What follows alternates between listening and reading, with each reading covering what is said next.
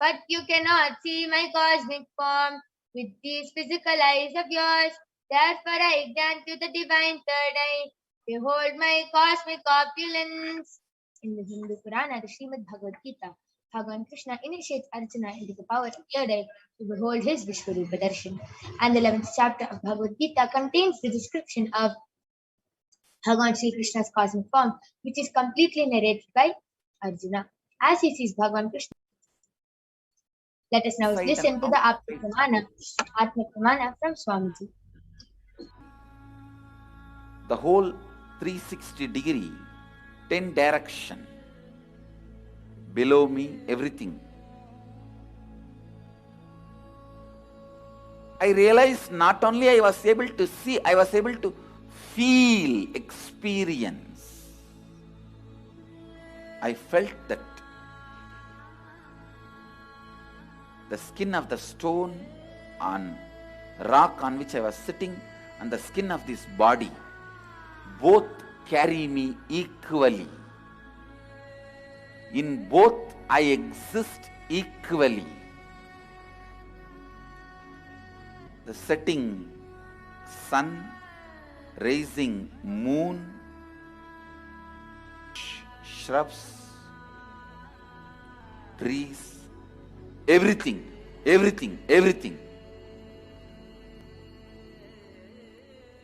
just become so alive. The idea, something is inside.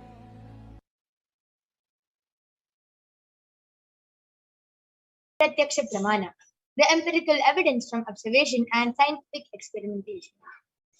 Study measures compare the metabolic cell activity of the brain in the conscious and meditative states using the PET, the positron emission tomography. When doing daily activities, high activity is measured in the brain where the third eye is located, and when in the deep state of samadhi, only the third eye region is active and almost 90% of the rest of the brain is at peace. So let us now witness the live Sakshi Pramana, the demonstration of the power of third eye being manifested by the Balasams of the Nithyananda Guru. First, all of you to go ahead and be ready with back.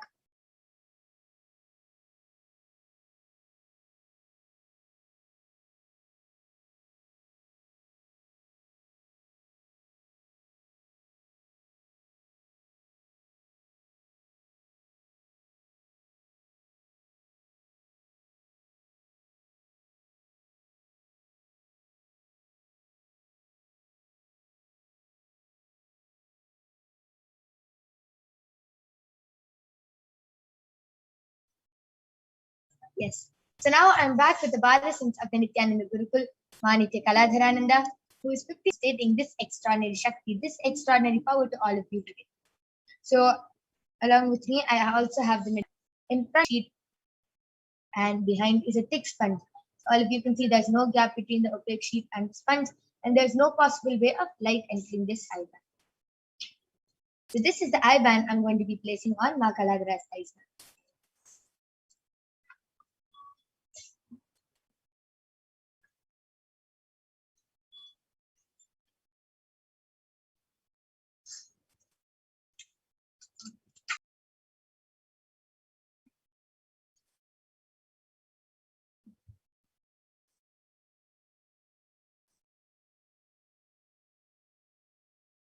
Yes.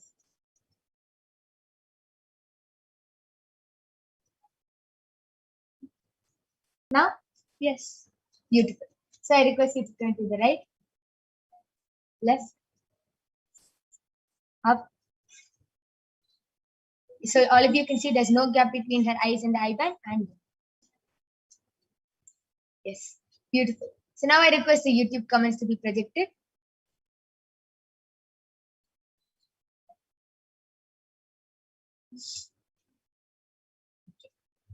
So I request the comment section to be zoomed in a little more.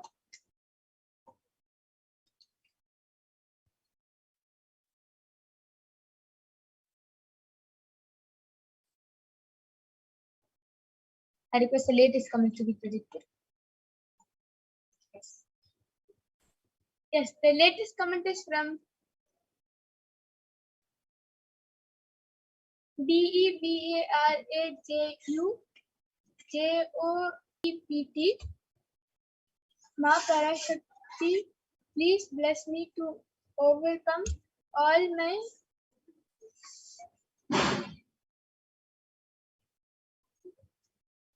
PTS soon and be DEBT free and work DELIGENT business and job and be kind KIND kind person to the NEEDY. I read two namaste. Beautiful, amazing. And the next comment is from CELINEG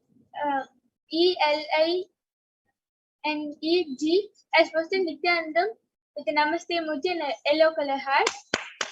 This is the comment to be scrolled down to the latest comments. So the next comment. Okay, the comment before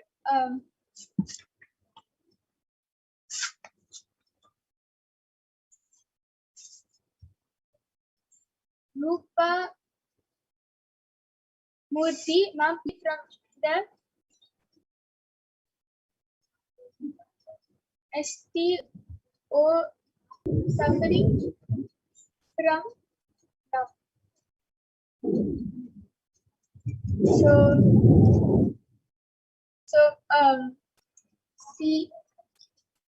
CELINEG has posted the latest comment is from CELINEG has posted an emoji like this clapping emoji and a sun emoji. That was a beautiful expanded demonstration of the power of today. Now, Kalagra, you can go ahead and continue reading the previous comments. Yes, the first comment of today's session is from REXXPAILEY. So they have posted, Ma Parashakti, please heal my mother. She is suffering from pain after her operation. And 1, 2, 3, 4. Yes. And the next comment is from Ma Parashakti, please bless me and heal my brother.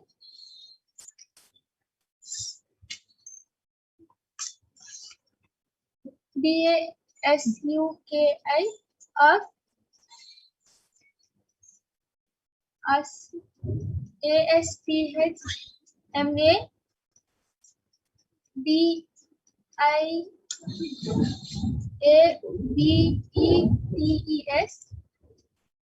asthma and diabetes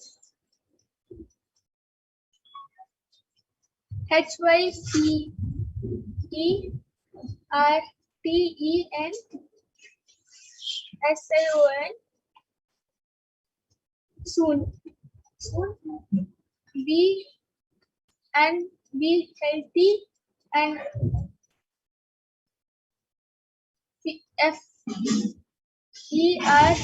FERTILE and be with me and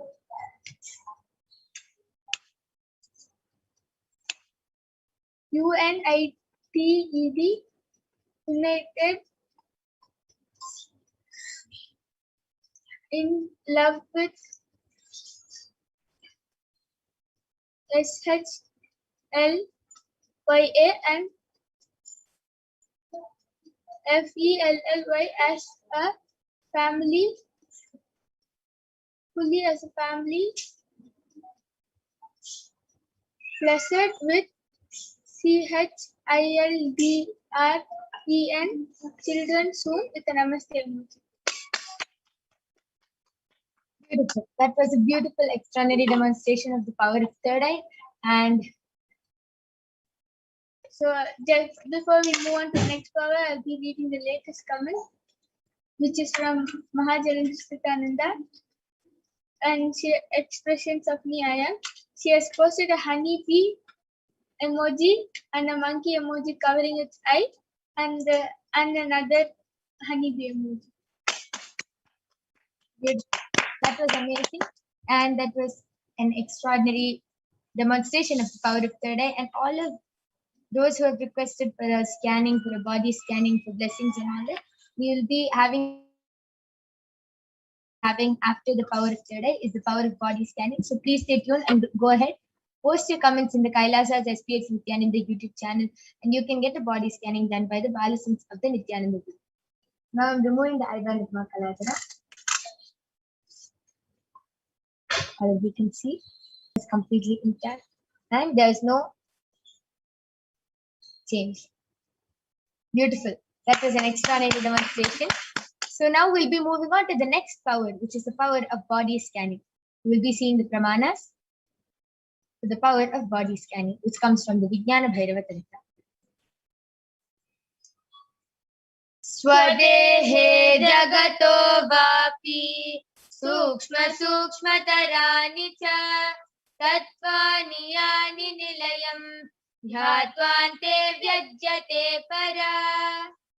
Bhagavan Paramashiva says, cognize deeply that from the subtle to the subtlest constitutive principles of your whole body, Swadeha, or of the whole universe, simultaneously consists of the essential reality.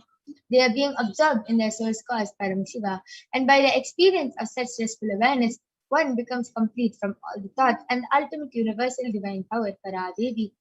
Adi Shakti is revealed and the supreme power manifestation happens. The next is the Apta Pramana. From the life of a Siddha, Teriyar was a Siddha and one of the prominent disciples of Agatya.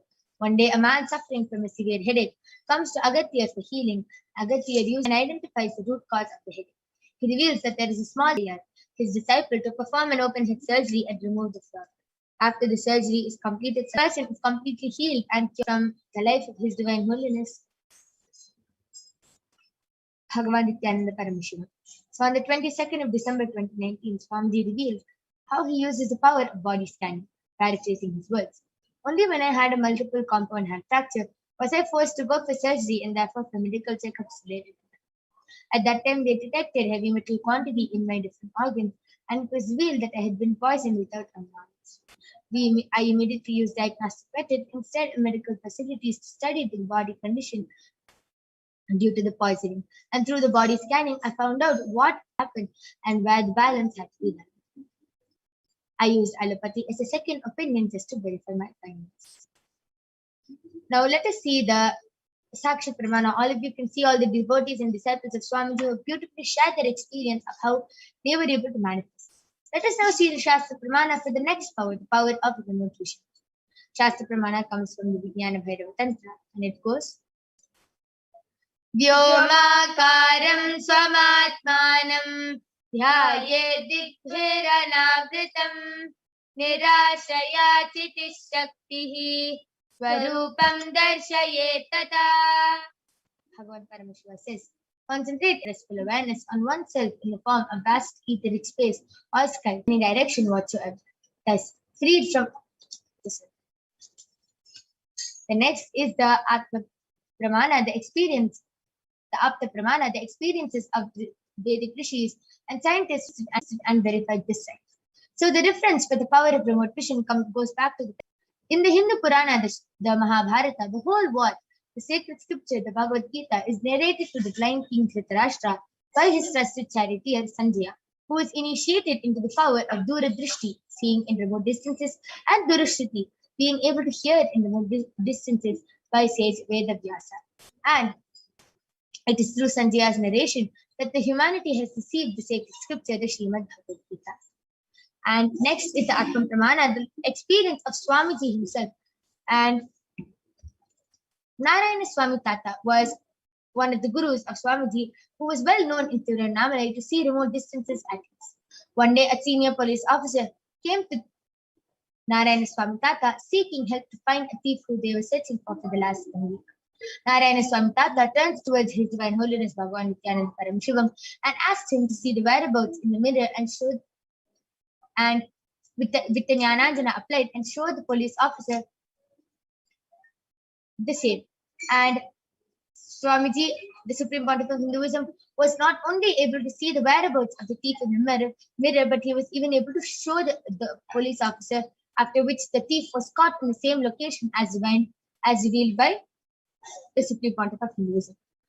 Last is the Pratyaksha Pramana, the Sakshi Pramana.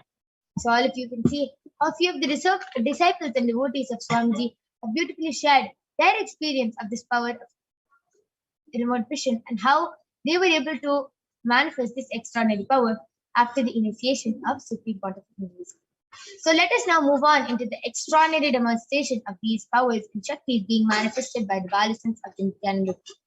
Go ahead, put your comments and questions in the Kailasa's HDH Nithyananda YouTube channel, and we'll be back right after a short break. We'll be manifesting the power of body scanning and remote vision for all of you.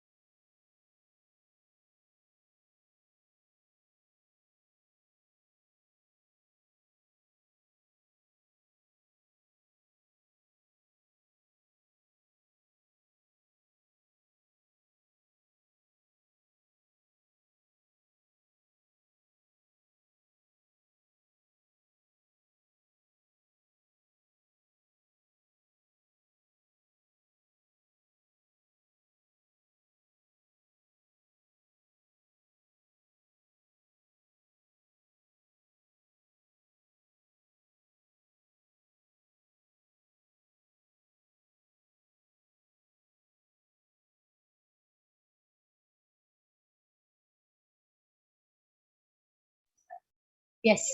So I'm back with the Balisons of the Nithyananda Gurukul Manikya Brahmayogananda, who is going to be demonstrating the power of body scanning to all of you. And I will be manifesting the power of remote vision for all of you today. Yes. So I request the previous comments, the first comments to be shown. Yes. So Rex Bailey has requested for a scanning for his mother and a healing for his mother as she is suffering from the pain after operation. Yes, surely your mother will be healed. Permission of the person before doing the body scanning. So please do get the permission of your mother, and we'll definitely be doing the body scanning, and Ma Brahmayoga will be healing her immediately. Yes. And Devaraju Joseph has posted a healing for his brother Dasaki of asthma, diabetes, and hypertension, and to be healthy and fertile. So yes, your brother will also be healed. And if you want a scanning for your brother, please do get the consent of your brother and confirm with us on the chat section, and surely we'll be doing the body scanning for you.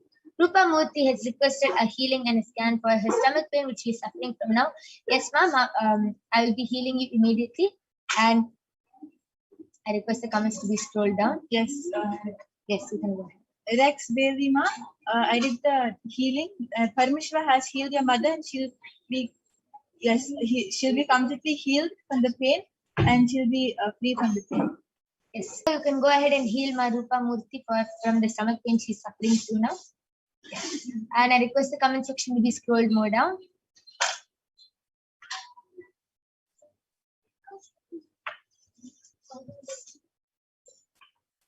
Okay. Yes, Marupamurti, Parameshwara has healed you, and he has given the only solution which you need to follow is drinking a lot of water. If you drink a lot of water, your stomach pain will heal, and he has healed you. Beautiful. TJ Surya has requested for a body scanning. Ma Brahmayoga, you can go ahead and do the body scanning for TJ Surya. I request the comment section to be scrolled more.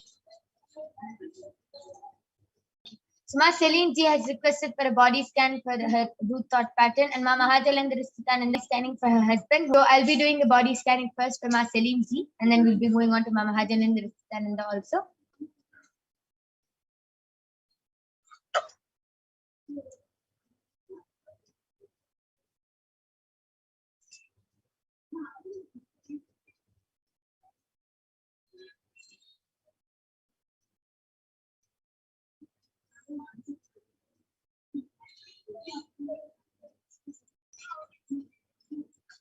Yes, so TJ Surya, I did the body scanning for you, and Parameshwara revealed that you're having a lot of mucus in your body and you're not having enough of water, and that a lot of water, and for your mucus to reduce, start following the Rama Nirahara Samyama.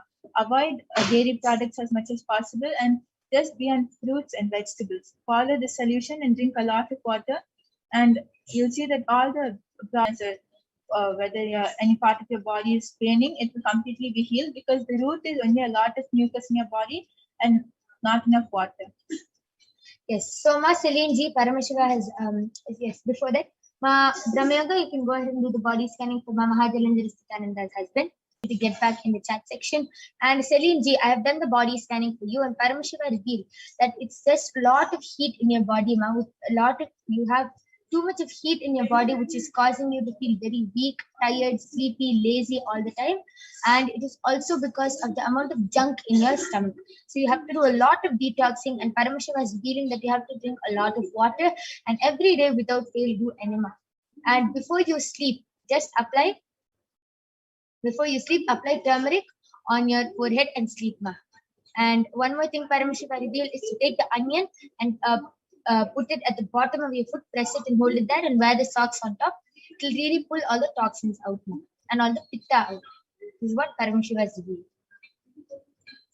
Yes, so Ma Mahajalendra, I did the body scanning for your husband, and Parameshwara revealed that he is having a lot of anger which is forming in him. So the solution is every day he should start reading the Living Enlightenment book, and that will really heal him from inside. He himself will not understand, but he'll feel a lot of completion inside, and automatically all the anger which is there will just vanish. Beautiful. That was a beautiful body scanning and a solution. So I request all of you who are watching this program right now to get back in the comment section and share with us whether you were able to relate with the scanning, and if you have any questions about your manifest, any questions or any doubts you have regarding this power manifestation, you can go ahead and request in the Kailasas HDH Nithyananda YouTube channel.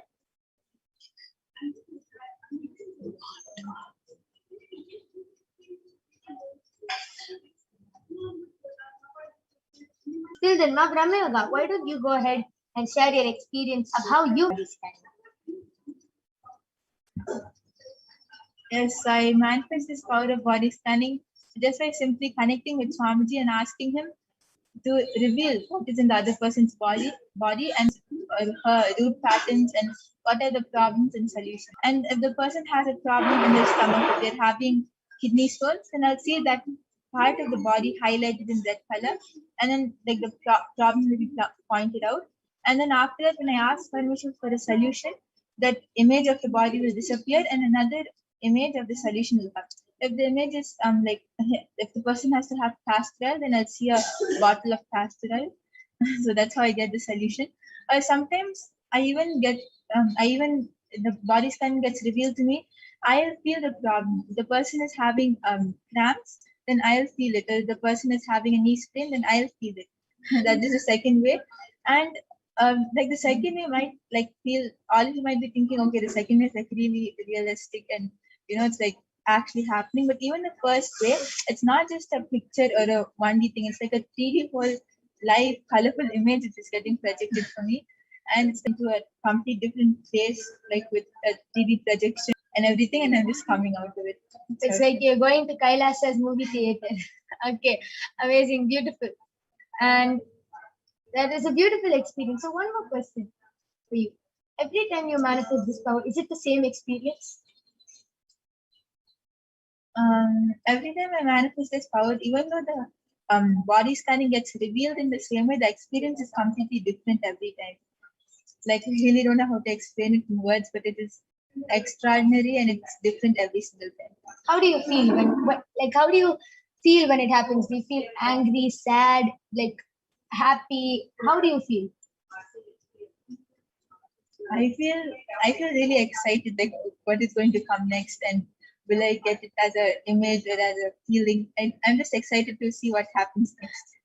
Yes, amazing. That was actually a very beautiful experience. Every time it's like watching a whole different movie and being able to scan and see what is inside other people's body and being able to reveal solutions and problems. Beautiful. That is a very beautiful experience. And Ma Mahadalandar Sthitananda has gotten back telling, thank you, Ma Brahma Yoga. Yes, he has a situation within his family that I imagine is creating this anger in him. I will share the solutions to him. Thank you, Nithyananda. Yes. Okay, Ma Celine ji has requested me to repeat what she has to apply on your toes. Yes, Ma Paramashiva revealed that you don't have to apply anything on your toes. You have to apply turmeric on your forehead, and you have to keep onions at the bottom of your feet and wear socks on top before you sleep. That will pull all the toxins out. Devaraju Joseph has gotten back telling Ma Parashakti, thank you. Yes, TJ Surya has requested for healing. Yes, I have. Understand the moment the third eye falls on you and starts doing the body scanning, immediately the healing starts and immediately the healing happens. So the healing has already started in you. Mahadalandar Sthitananda has posted. Kailasa's movie theater, yes. Yes, ma'am. So every time we do the power of body scanning, for different people, it's a different experience and it's like jumping into a whole new world. Beautiful. Yes. So anyone else wants a body scanning or a remote vision, you can go ahead and request in the Kailasa's HDH Nithyananda YouTube channel. You can call your family members, friends, and enrich them also to come and join us in this session. Because understand, this demonstration is not to show that we can manifest these powers. It is to show that it is a possibility for all of you to manifest just with initiation from. So all of you go ahead, post statements in the Kailasa's HDH Nithyananda YouTube channel.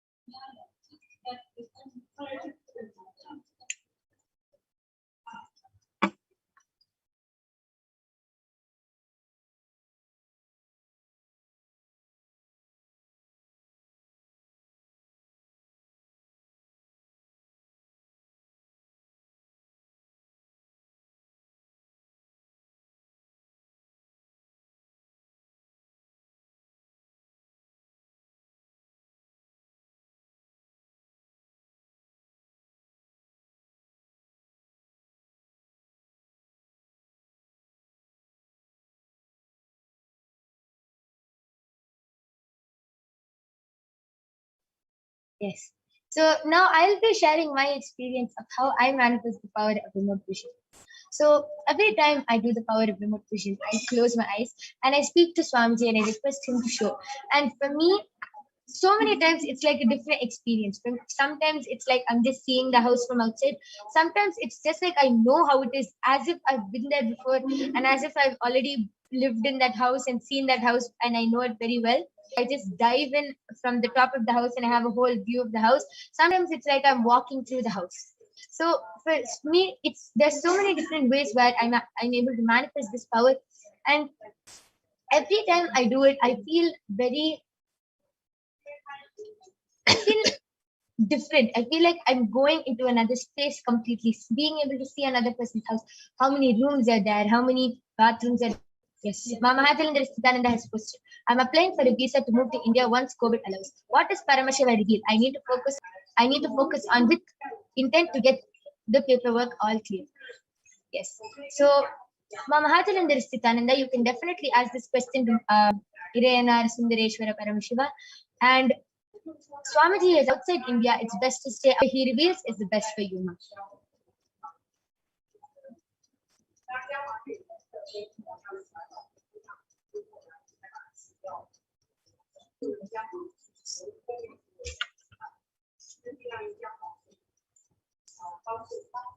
Yes, Mama Hathalinda Nithyananda has gotten back the link. Yes, Ma.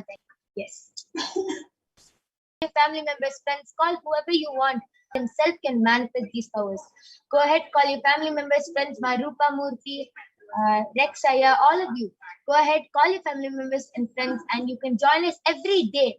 And you can get the body scanning and remote vision, and you yourself can manifest these powers. After the darshan of Swamiji, you are immediately initiated, and you can manifest these extraordinary shaktis. And I'm telling you, it is an extraordinary experience. It is literally, you are just becoming the divine and manifesting the divine through you.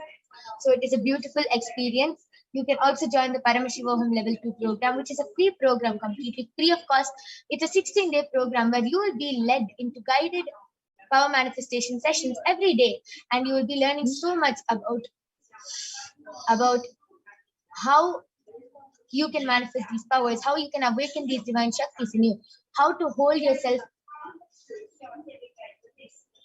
as Paramashiva, how to be your own boss. You can learn so much about all what Swamiji has taught and understand all these truths. Amita Valli Tyagarajan has posted a thumbs up, see, and 4 p.m. IST, and you can witness these extraordinary shaktis. So with this, we would like to conclude this power manifestation session. We thank all of you for joining us in this segment where you witness these extraordinary powers and you yourself can manifest these extraordinary powers just with the Bhava Samadhi Darshan, just with one look at from the avatar. Okay, so Keshavan has requested for a body scanning. Yes, we'll be doing a quick body scanning for you. Brahma Yoga, you can go ahead and do the body scanning.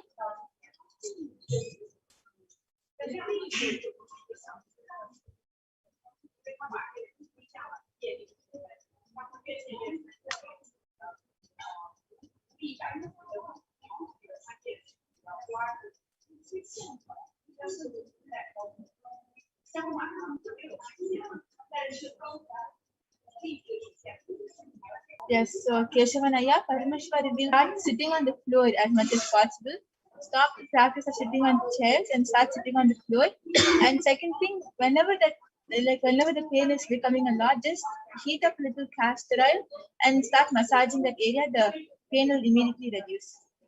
Beautiful solution and a beautiful body scanning. Yes, this is for Keshavanaya. I request you to get back in the chat section. And yes, with this, we would like to conclude this power manifestation session. We thank all of you for joining us in this segment where all of you were able to witness these extraordinary shaktis. Please stay tuned for the upcoming segments where you will be learning so much more about Devi Parashakti, her qualities. So with this, we thank all of you for joining us. Thank you, Nithyananda.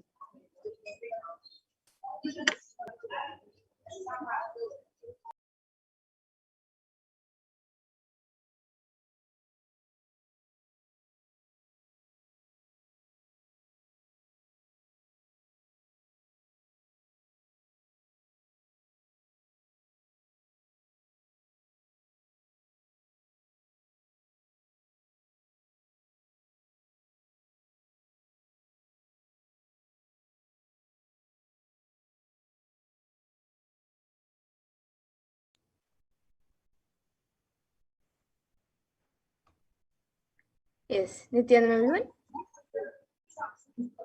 Yes, so that was a wonderful demonstration of the powers of third eye that all of us just witnessed. And now we will be moving to the next segment of this program, where we will all be learning about the divine feminine consciousness, about who is Devi Parashakti. So we'll be first looking at the Dhyana Shloka of Devi Parashakti, which comes from the Lalita Sahasranama Dhyana Shloka. Sindhuraruna-vigraham trinayana manikya-maulispur Taranayaka-shekharam smitamukhim mapina-vakshoruham Panibhyam-alipurakta-charanam dhyayet paramambikam. And the translation for this verse is, the Divine Mother is to be meditated upon as shining in a vermilion red body, with the triple eyes sporting a crown of rubies studded with a crescent moon, a face all smiles, a splendid bust, one hand holding a jeweled cup brimming with mead and the other twirling a red lotus. And another Dhyana Shloka of Devi Parashakti, which also comes from the Lalita Sahasranama Dhyana Shloka. Adunam karunam tarangatakshim dhritapaşankuşapuşpabanachapam animatibhiravritam ayukaihi vibhavaye bhavani. And the translation for this verse is, I meditate on the great Empress. She is red in color and her eyes are full of compassion.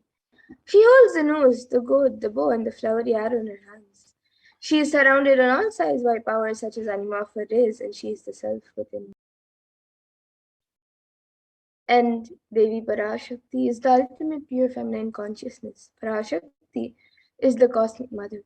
It is her cosmic womb from which billions and billions of universes come out and go in, and the source where the Big Bang and black holes go on and on. Parashakti is the source Shakti, the source energy, the source power from which all of us came, in which all of us are in even now, and in which all of us are going to merge. And out of her extreme love and compassion, Devi Parashakti herself is manifesting through the embodied form as the Nijavatar of the Supreme Point of Hinduism, Jagat Guru Mahasannidhanam, His Divine Holiness, Bhagavan Sri Nithyananda, revealing our past, present, and future profound spiritual truths, and ultimately giving us the experience of Paramashivoham itself, the avatar of the Supreme Point of Hinduism. She beautifully says, raising as Omkara, expressing as Vedas and Agamas, blossomed as Hrimkara, filled as Parashodsi, living in Fort Kailasha Swami, who is in Kailash Shakti, Manonmani, Meenakshi, as Nithyananda, I took Nijavatara here, to give good boons to everyone, to bestow all goodness. Hiranyagarbha Swarupini, Brahmanda Yoni, Shami, Chandramauli, Rapala, Aparna, Uma, Parvati, Savitri, Navayavana, Rajilakshmi, Parameshwari, Parashurasi, Meenakshi. Taking the form of Nithyananda, I came here as Nijavatara. With great compassion and blessing, listen people, I took the form of Nithyananda and came down as Nijavatara. And she continues, expression of existence, from the oneness of Om, blossoming into two as Prakriti and Purusha, blossoming as three Shaktis, Icha, Kriya, and Jnana, growing as four Vedas, expanding as five Panchabhutas, beyond six chakras, filled as Gotras of seven rishis, expanding as eight directions, existing as nine grahas, being as 11 Rudras, creating all the worlds, bringing life to tell and make truth blossom and to do good. Parashorasi, Meenakshi, in the form of Nithyananda, I came to bless every one of you.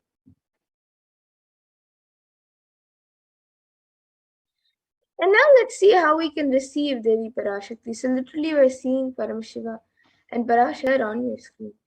So you can always receive her in a very way. You can keep two betel leaves, one betel nut,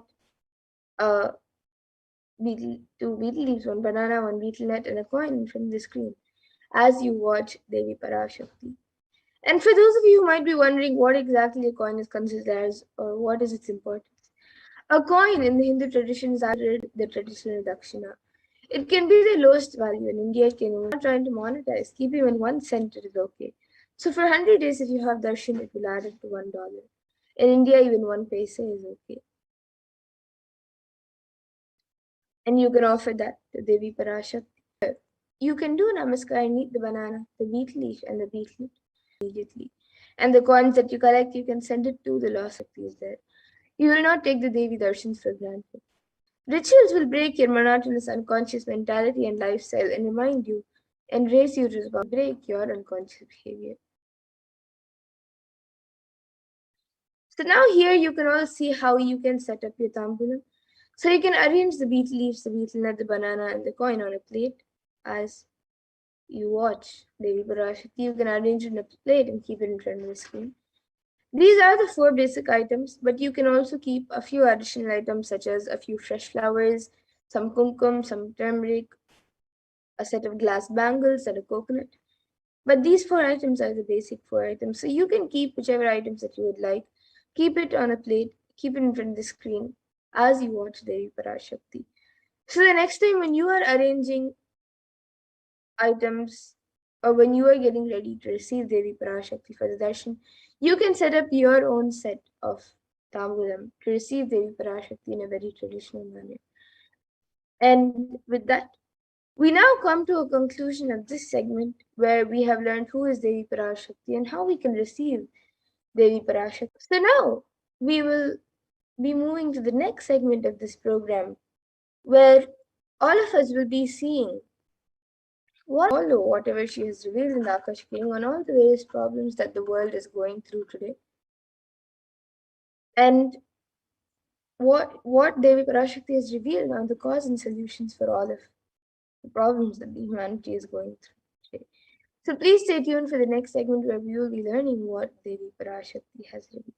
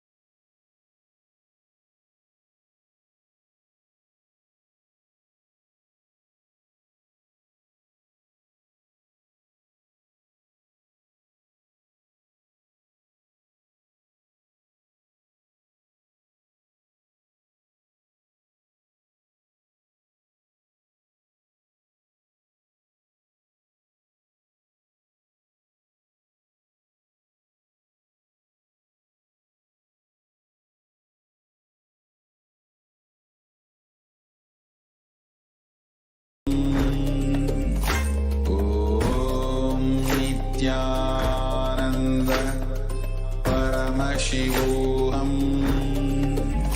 Om Nithyananda Paramashivoham.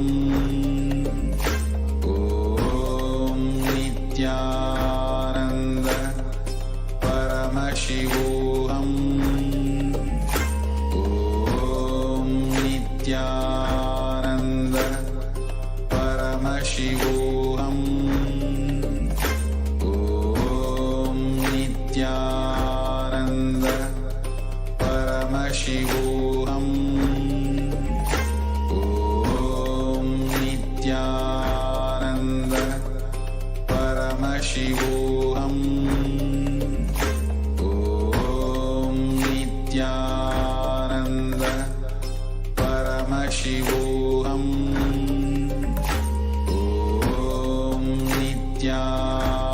Nithyananda Paramashivoham.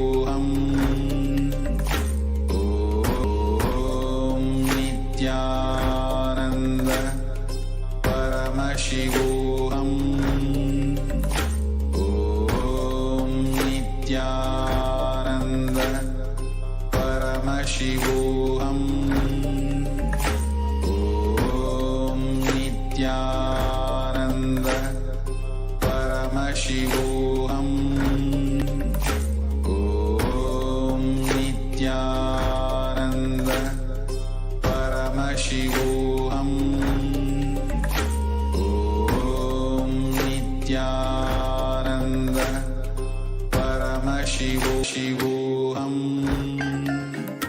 Om Nithyananda Paramashivoham. Om Nithyananda Paramashivoham. Om Nithyananda Paramashivoham. Om Nithyananda Param. Most easiest, most inspiring, most exciting way to connect with life as the form of mother. Navaratri is the time to connect with cosmos as mother. Celebrate cosmic mother. 9 days we worship mother, worshipping divine feminine. யாதுமாகி நின்றாய் காளி ஓம் காளி ஓம் சக்தி ஓம் காளி ஓம் சக்தி ஓம் சக்தி ஓம் சக்தி ஓம் சக்தி.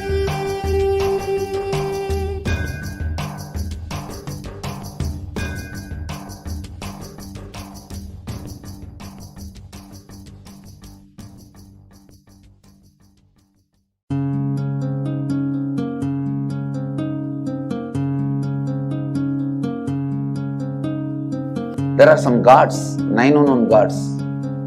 The moment you call, they will be there. Venkateshwara, Balaji. I tell you, people give so much for Venkateshwara because he does the job. He's a 9 unknown god. There's a village folk story where Venkateshwara borrows from Kubera for his marriage and he is still paying the debt. Venkateshwara takes the responsibility of reserve to reserve. This whole story, beautiful story of Venkateshwara is an amazing concept. He is making Yaksha into Lakshmi. He is making the reserve to reserve. It's an amazing truth.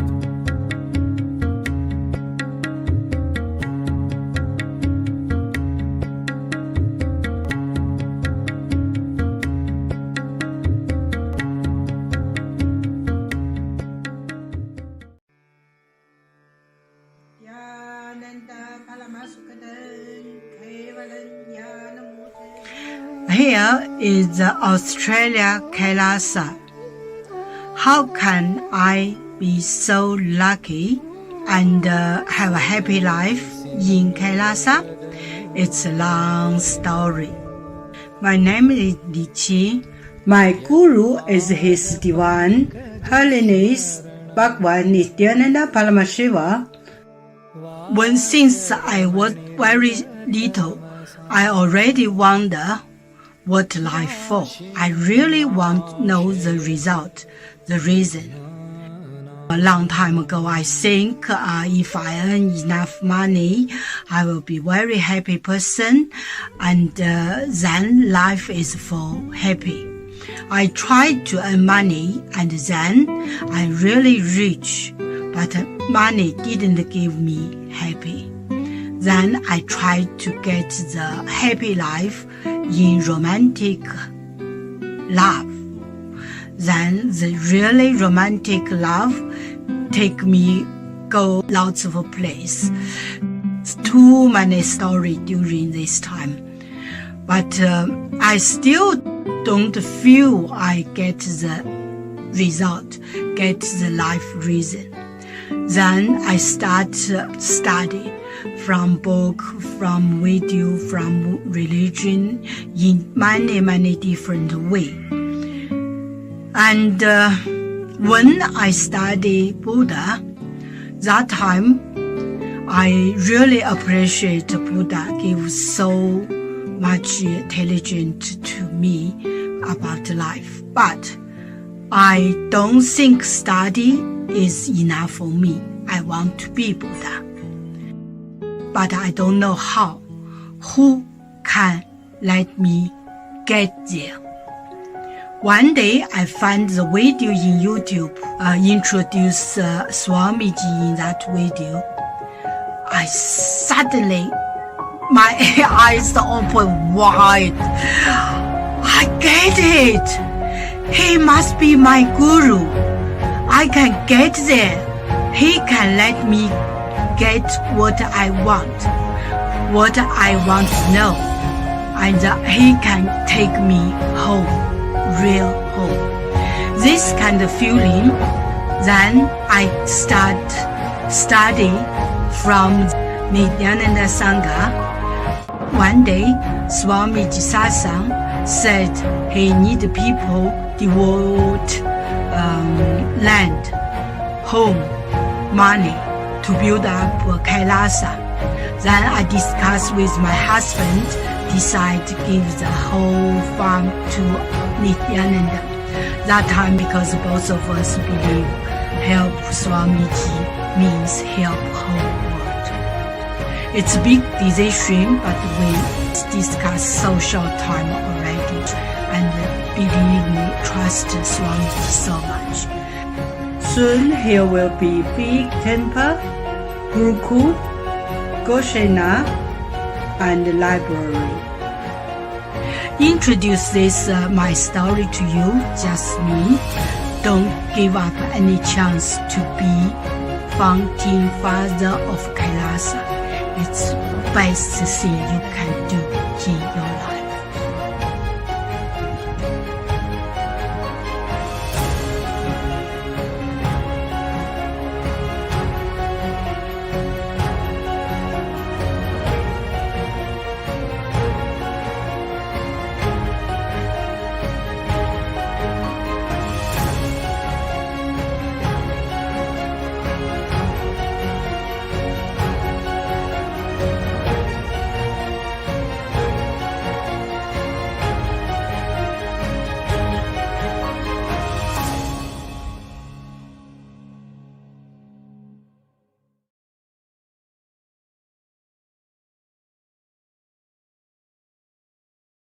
Just be alive for next 3 years. Don't die within next 3 years.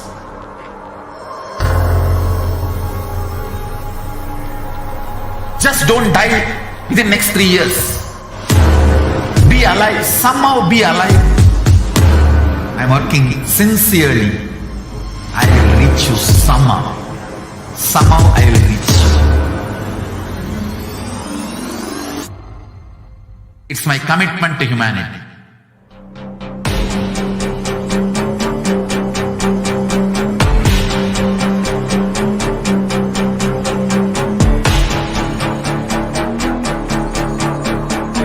Just don't die within the next 3 years. I will reach you wherever you are, whichever corner of the world you may be. I will reach you with enlightenment.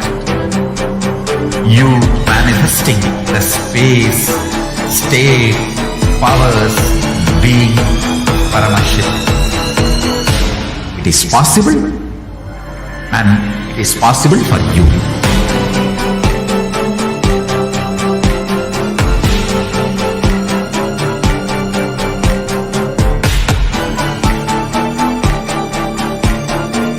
Paramashivoham will reach you with enlightenment science.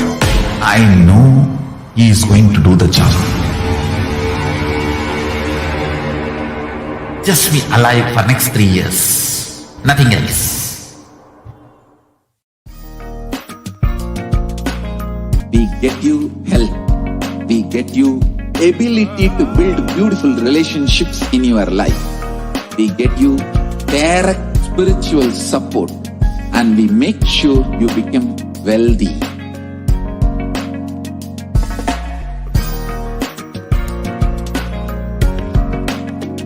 We won't stop giving you just good life. We will literally not stop till you live enlightened life. Manifesting the state of Paramashiva, powers of Paramashiva, being of Paramashiva.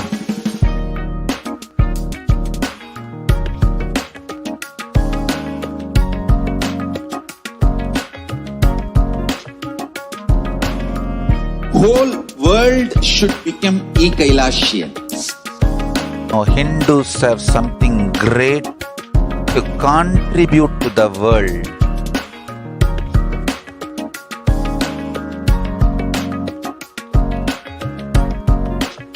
We have something great to contribute to the world. Let us do that.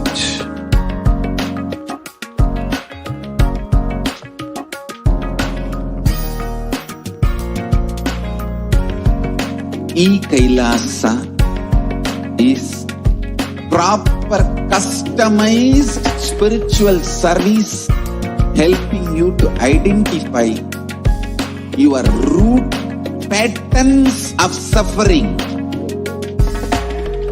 We have perfected the science of helping every individual from every cultural, religious, nationality background.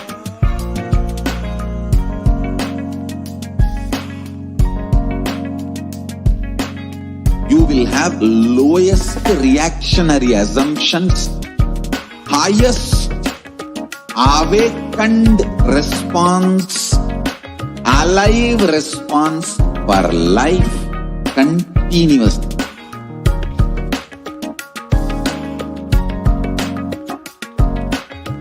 Kailasa ecosystem, literally enlightenment itself, proper customized. Nithyananda, everyone, welcome back. So now, let us get into the next segment about the Hindu nation, about the Hindu birth. So let us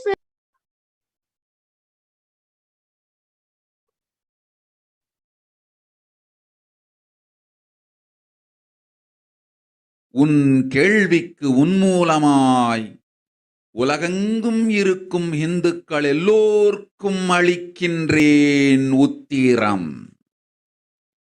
கேட்டு வாழ்ந்தால் உங்கள் வாழ்க்கை பத்திரம். நன்றாய் கேளுங்கள். பிறப்பின் ரகசியத்தை பிறப்பிலா பெருமை உடைய பரமேஸ்வரி சொல்லுகின்றேன் கேளுங்கள். அண்டஜம், யோனிஜம், ஜலஜம், பீஜம் எனும் 4 விதமான பிறவிகளில் 84,000 யோனிகளில் பிறக்கும் பிறப்புகளிலேயே பெருமை வாய்ந்ததும் உத்தமமானதும் மனிதப் பிறவி. அந்த மனிதப் பிறவியிலும் பலமுறை பிறந்து உழன்று அரசியல், பொருளாதாரம், சுகபோகம், தர்மம், அர்த்தம், காமம் எனும் ஆசைகள், துக்கங்கள், அச்சங்கள் அனைத்திலும் அழன்று உழன்று இனி பிறவி வேண்டுவது மோட்சமே என்று முடிவெடுத்தோர்க்கு மட்டுமே மத யோனிஜம், தர்ம யோனிஜம், மனித பிறவி உத்தமம். சனாதன ஹிந்து தர்ம மனித பிறவி உத்தமோத்தமம். இந்த உத்தமோத்தம பிறவி எடுத்த எல்லோருக்கும் ஜீவன் முக்த விஞ்ஞானத்தையும் சனாதன தர்மத்தையும் காக்கின்ற கடமையும் உண்டு. அதனால் வருகின்ற நன்மையெல்லாம் அனுபவிக்கும் உரிமையும் உண்டு. இந்த கடமையை செய்வோம் என்று சத்தியம் செய்ததனால்தான் அந்த உரிமை அளிக்கப்பட்டது. பூமிக்கு வந்தபின் மனம் மயங்கி மதிமயங்கி சனாதன தர்மம் காக்க மறந்ததனால் மாயை அவர்கள் உயிரை பறிக்கின்றாள். நன்றாய்ப்புள் உயிரை கொடுத்தாலும் தர்மத்தை காப்போம் என்று உறுதி எடுத்தவர்க்கே சனாதன ஹிந்து தர்ம யோனிஜம் அளிக்கின்றேன் யான். உடல் பெற்ற பிறகு ஊழிப் பெருவலியால் ஆசை அச்சங்களை உதறவிடாது, உதறியும் விடாது சனாதன ஹிந்து தர்மம் காக்க மறந்தோரை உயிர் வாழத் தகுதியில்லாதவர் பட்டியலில் உடனடியாய் மாயை சேர்க்கின்றாள். அதனால் ராட்சசர்களும் அசுரர்களும் தானாகவே இவர்கள் உயிரை எடுக்கின்றார். நன்றாய் புரிந்து கொள்ளுங்கள். உயிரை கொடுத்தாலும் தர்மம் காப்போம் என்று நிற்பவர்க்கு நிலைத்திடும் வீரஸ்வர்க்கமும் கைலாச பதவியும், எக்காரணம் கொண்டும் தர்மம் காக்க மறந்த உத்தமோத்தம ஜனனமான சனாதன ஹிந்து ஜனனம் பெற்ற மக்களுக்கு இல்லை வேறு கதி. சனாதன ஹிந்து தர்ம மனித ஜனனம் உத்தமோத்தம மனித ஜனனம். உங்கள் உலகில் அதிகம். உங்களுக்கு கடமையும் கடமை. தர்மம் காக்காதார்க்கு உயிர் வாழும் உரிமை இல்லை.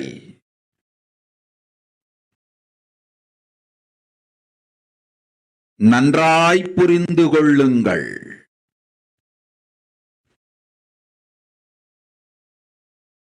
உத்தமோத்தம பிறவியான சனாதன ஹிந்து தர்ம பிறவி எடுத்த எல்லோரும் புரிந்து கொள்ளுங்கள்.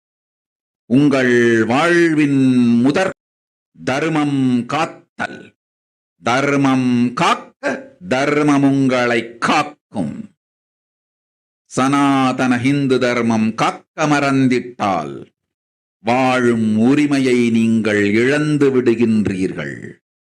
அதற்கு மேல் வாழ்ந்தென்ன அழிந்தென்ன?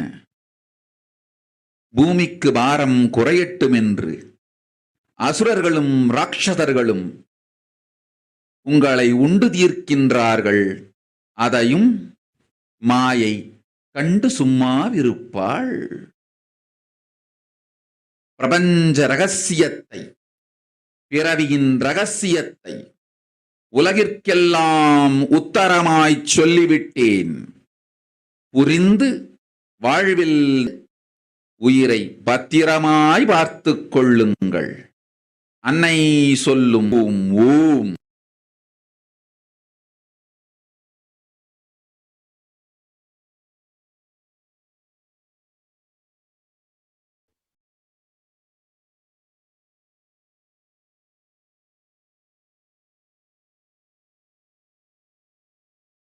நன்றாய் gate. Yes, so now there is, see the translation of Devi's word, which are Devi's words mapped to the English. So Devi says, listen, Rajam, Bijam. Like this, these birds, the most greatest birth of them is the human birth.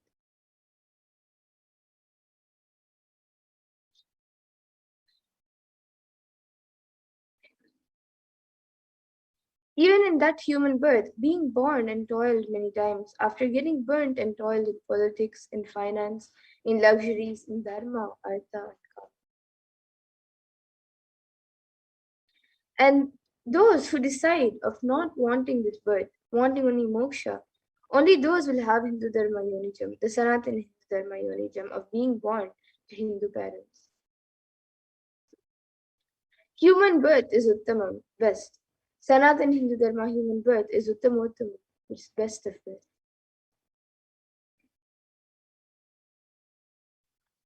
Everyone who took this Uttamottama birth has the responsibility of protecting the science of living, enlightenment, and Sanatana Dharma. And also, they have the right of experiencing its benefits. This right was given to them because of their commitment given by them to do this responsibility. After coming to Bhuloka by getting mentally deluded and forgetting the dharma of protecting Sanatana Dharma, Maya, she is taking away all their souls. Understand carefully. I am giving the Sanatana Hindu Dharma Yonijam only for those who gave the commitment of protecting Sanatana Dharma even by giving their life. After getting the body because of painful deluge, not dropping fear and greed, for those who forget to protect Sanatana Dharma, Maya, she will immediately add them all to the list of those who are not worthy of living. Therefore, Rakshasas and Asuras are automatically taking away their life. Understand properly. For those who stand even by giving their life, they will protect Dharma, will permanently have Veerasvarga and Kailasa Padam. For any reason, people who forgot to protect Dharma, having the Uttamottama birth of Sanatana Hindu Dharma birth, there is no other way for them. Sanatana Hindu Dharma birth is Uttamottama human birth. Your rights in this world are immense. Also, your responsibility in this world is large. Protecting Dharma is a responsibility. Those who do not protect Dharma, they will not have the right to live. Understand properly. All those who took the Uttamottama birth, which is Sanatana Hindu Dharma birth, all of you understand. The first responsibility of your life is protecting Dharma. If you protect Dharma, Dharma will protect you. If you forget to protect Sanatana Hindu Dharma, you lose the right of living. After that, what bothers whether you live or get destroyed? Asuras and Rakshasas will eat you. So now let us see the responsibility of Hindus for the Hindu nation. So Hinduism represents the world's most ancient, indigenous spiritual traditions. It is an open framework model of civilization that stands for global peace, vegetarianism, non-violence, yoga, worship of nature, temple-based living, and manifesting spiritual powers, and much more.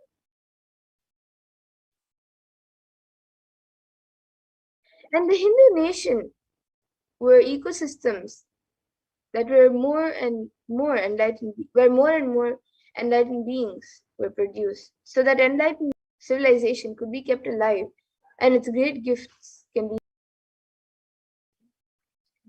So let us see references for the Hindu nations from the Hindu scriptures.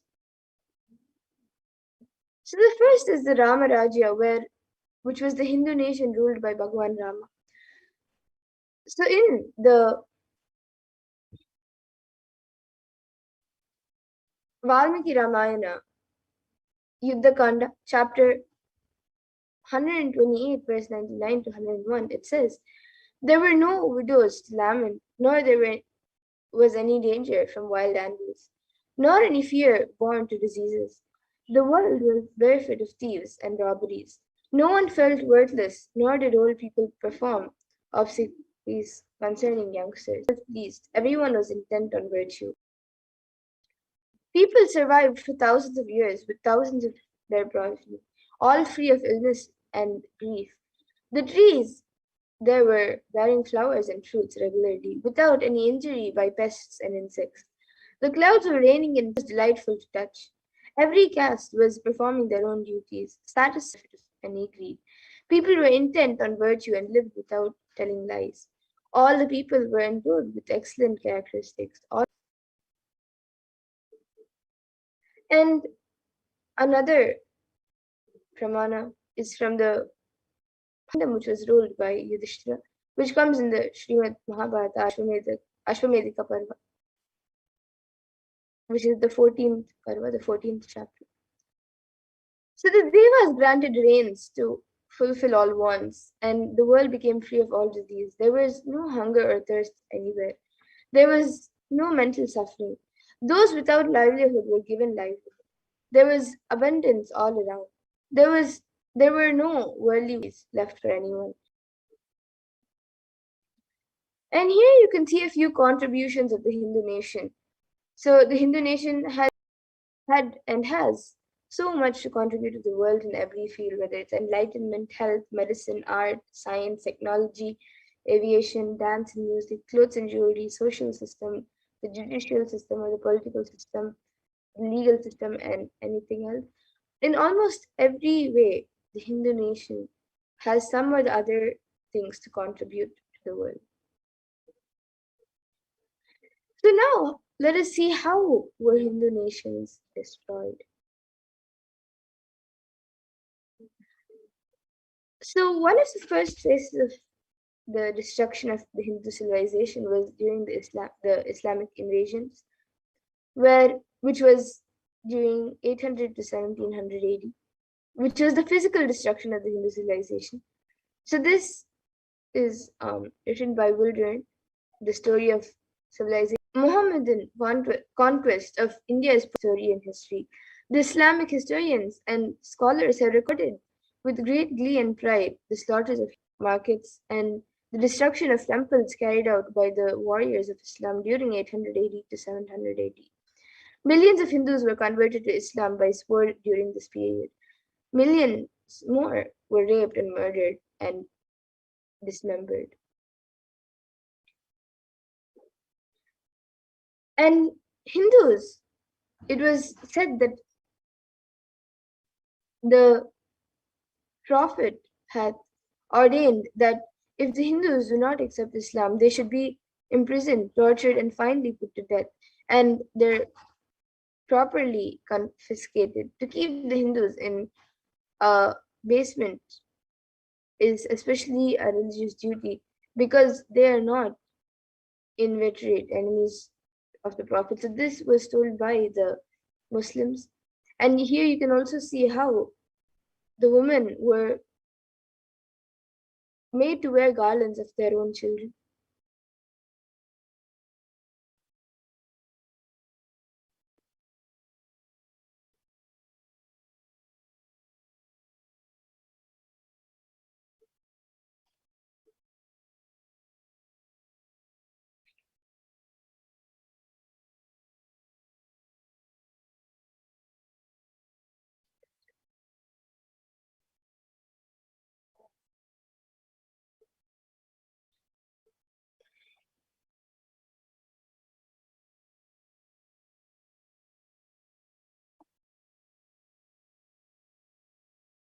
And during the Islamic invasions, 200 million Hindus were slaughtered by the invaders.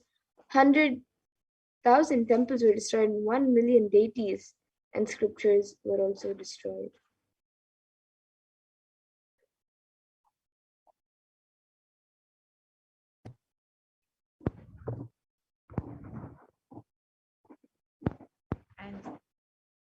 And during the Islamic invasions, over 200 million Hindus were slaughtered by the Muslim invaders. Over 100,000 Hindu temples were destroyed, and over 1 million deities and scriptures were destroyed. The description of this invasion: the conquering armies burned villages, devastated the land, plundered people's wealth, took Brahmins and children and women of all classes captive, flagged them with thongs of hide, rawhide, carried a moving prison, and converted the prisoners to obsequious Turks.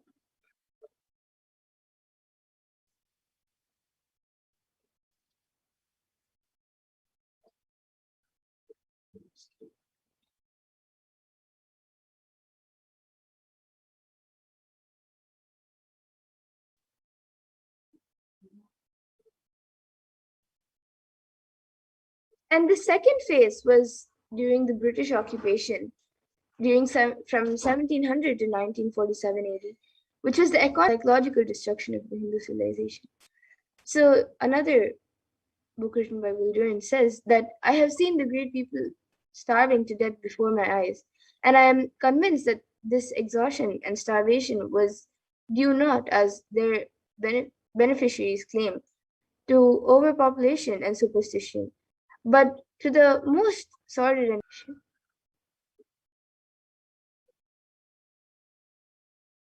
Smapurnapriya, I think you're muted, no?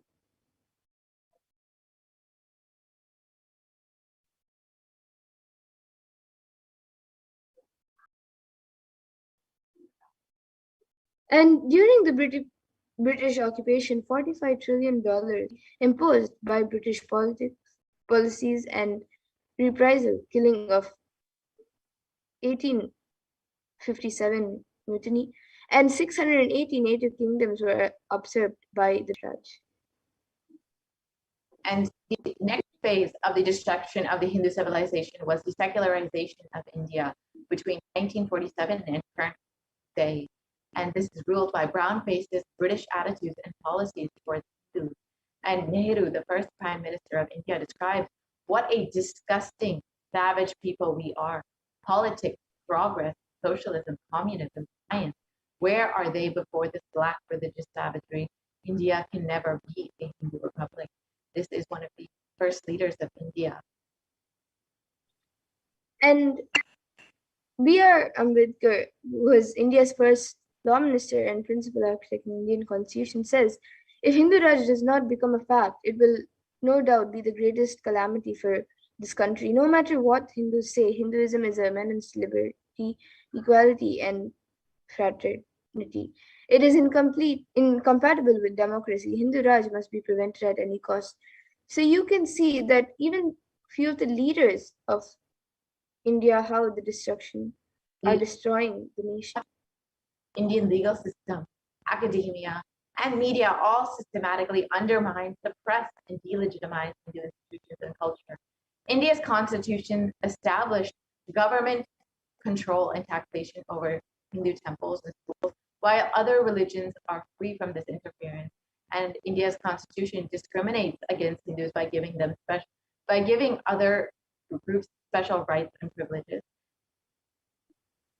And media narratives used to stereotype and democratize Hindus. So in Bollywood and other mainstream media outlets constantly portray Hindu gods and gurus as cartoonish, sex finds, and in a manner similar to British imperial propaganda, and just British colonial and much more. So, with all of this destruction of the civilization, we have lost all of our Hindu nation. When we had 56, we have none right now other than Kailasa. And this is why we need revival of our Hindu nation. And that is why this concept of Hinduism has built this whole Kailasa to revive the ancient enlightened civilizational nation that brought enlightenment to the world. And the vision of the civilization, the supreme concept of Hinduism has described, we Hindus had 56 deshas, 200 states, 1,700 samsthanas, and 10,000 sampradayas in all 56. We Hindus are persecuted. Now we have lost all 56. The last of all was Nepal. I am the collective voice of all the persecuted Hindus. I will revive and rebuild a Hindu nation built on the Vedagamic principles for this whole Hindu nation to be revived. The supreme concept of Hinduism has built this Kailasa.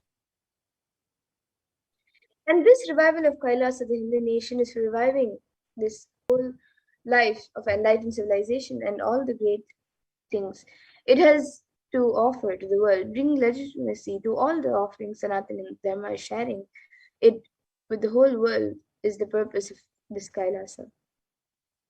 Yes, and Kailasa is the revival of the causation economy. Everything will be revived as per Paramashivoham revealed the Sanatana Hindu Dharma scriptures. And this is exactly what Devi Parashakti has revealed is the responsibility of Hindus, is to revive this enlightened civilization, to share all the gifts of enlightenment and Hinduism with the world. And being one of the most persecuted civilizations, Hinduism is on the brink of extinction, such that the next generation may know about Hinduism only through history books. So, what can we do to stand up for Hindu civilization and all that it has to offer to the world?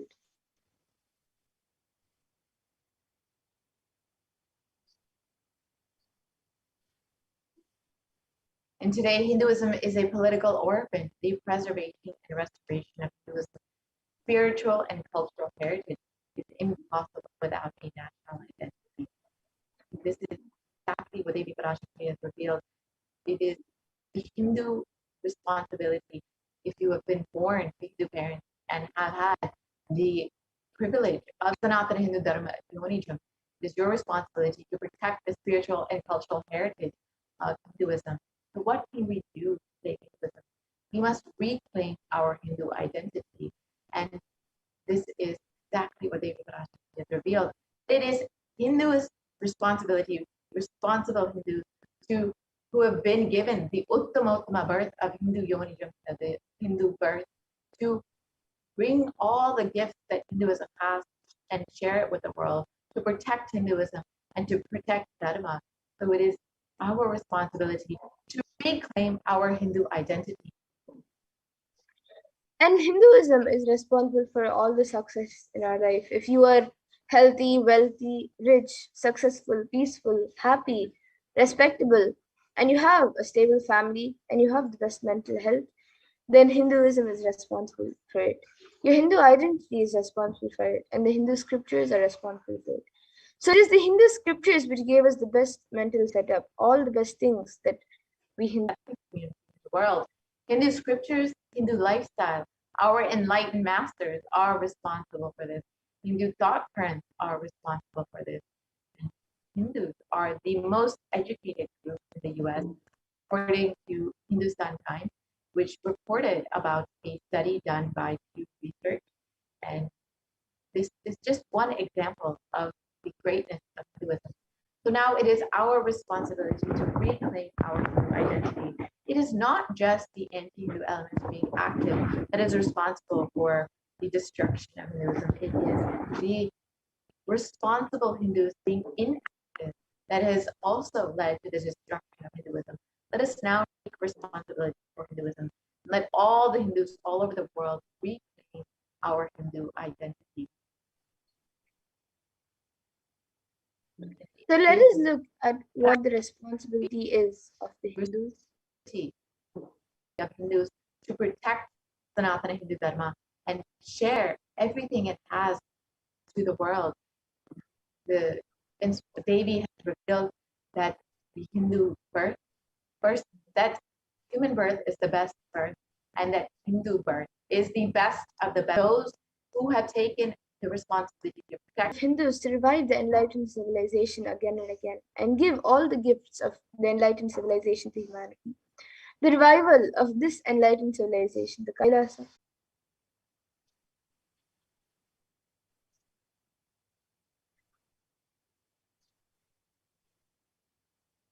So this is an invitation to all the Hindus out there, all the born Hindus, the practicing Hindus, those who are sympathetic towards Hinduism, please come and be a part of the revival of Kailasa. You can sign up to become an e-citizen of Kailasa at kailasa.org and avail all of the benefits of Hinduism and all that the Supreme Concept of Hinduism has shared with the world about Hinduism and all the great gifts of Hinduism. Now let us watch a short video about why we need Kailasa, why we need the only in the world as revealed by the Supreme Concept of Hinduism itself.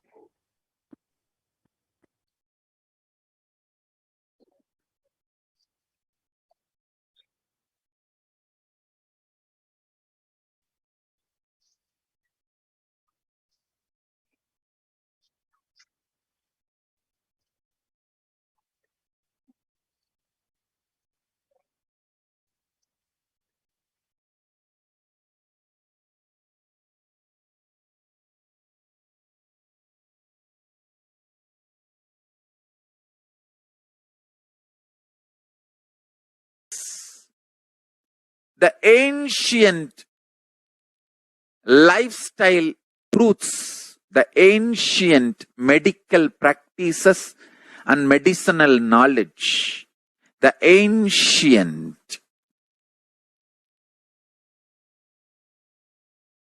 indigenous cultural heritage and jewelry, perfume, dance, music in every Hinduism has so all this with the world to contribute to the world.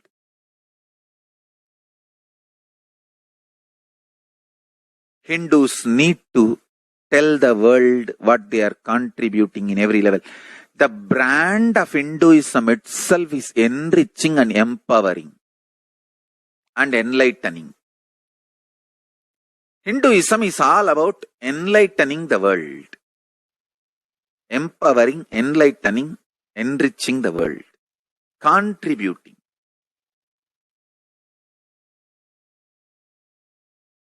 That is our principle. O humanity, I request you with folded hands, some one corner of the world, if you just 100 acres, I will keep this whole science alive. Leave it for the whole humanity freely. Fortunately, Paramashiva has given me the power to decode all this Hindu medicinal system, Hindu judiciary system, Hindu social law and order system, Hindu power manifestation system, Hindu mental sciences system, Hindu yogic sciences, the sciences of Hindu biology, Hindu physics, Hindu psychology, Hindu physiology, Hindu chemistry, all this Paramashiva has given me the power to decode. Whatever the remaining scriptures are available with the humanity, Paramashiva can decode. This whole science can be kept alive in any one corner of the world. Just few hundred years, I can store this whole thing alive and contribute it to humanity. Humanity can become better and I can make the planet Earth a place to live. I am here to contribute and I will continue to contribute.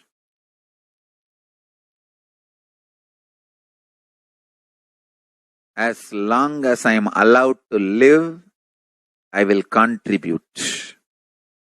I have collected all the remaining available scriptures, maybe 2 crore books. 2 crore means 20 million, I think, books on Hindu physics, Hindu chemistry, Hindu biology, Hindu physiology, Hindu psychology, Hindu law and order, Hindu social system, the power manifestation sciences of Hinduism, yogic sciences of Hinduism. I have collected and Paramashiva has given me the blessings and power to decode. I have decoded and continuing to decode them. If the humanity, somebody is kind enough to give me few hundred acres in one corner of the world, with the world, revealing this whole sciences to the world and go on contributing. I don't need other than 1 cup of curd rice every day, that's all. A cup of curd rice per day over. I can go on giving this to the world. I can add to the world. I can make the world a better place to live.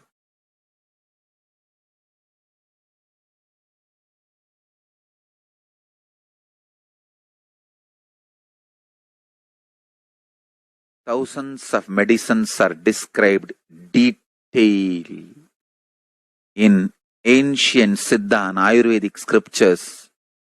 Paramashiva has given me the power to decode them, read them, and translate and map them to the modern day human language. And I am ready to work 20 hours a day. I just keep this library, run a Gurukul where thousands of people can learn this and share it with the world. Understand?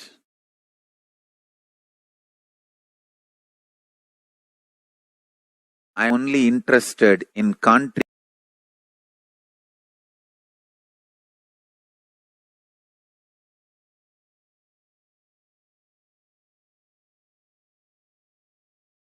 If we can decode all this great knowledge, whole world can prosper from this knowledge. Whole world can enjoy from this knowledge. If I prosper, I will only create a university. I will not create anything else. If the Hindus prosper, they will only create education institutions. Because Hinduism is all about giving, contributing. If I prosper, I'll create university, that's all. Kailasa is all about university to decode the ancient sciences and share with the world. Understand? Every day I am sitting and going on decoding, writing notes on my books and writing details on my books. Whether it is making human beings manifest, also now started downloading and decoding the science of making animals manifest powers. Whether making people manifest powers or healing,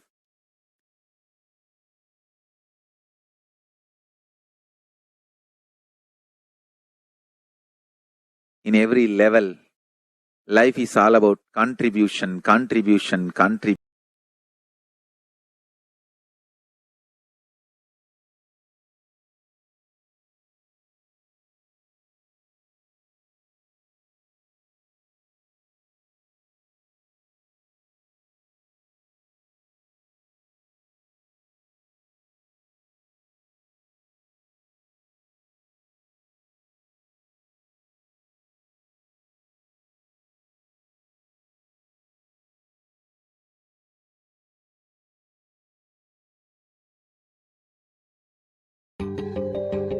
Most easiest, most powerful, most inspiring, most exciting way to connect with life as the form of mother. Navaratri is the time to connect with Cosmos as mother. Celebrate Cosmic Mother. This 9 days we worship Mother, worshipping Divine Feminine. Yadumadi Nindrai Kali, Om Kali, Om Shakti, Om Kali, Om Shakti, Om Shakti, Om Shakti, Om Shakti.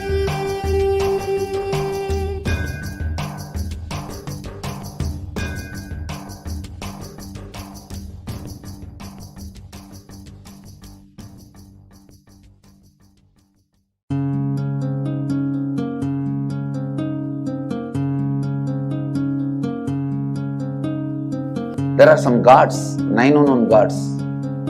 The moment you call, they will be there. Venkateshwara, Balaji. I tell you, people give so much for Venkateshwara because he does the job. He's the 9 unknown god.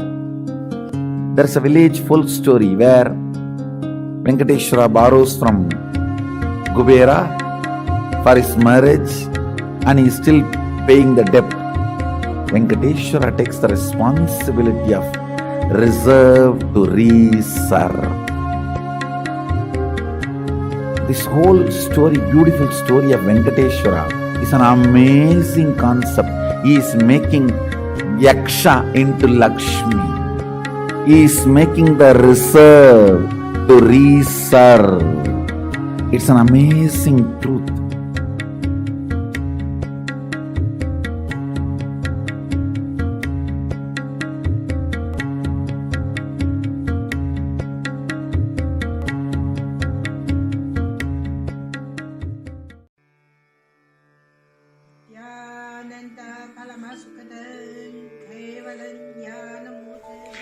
Here is the Australia Kailasa. How can I be so lucky and have a happy life in Kailasa?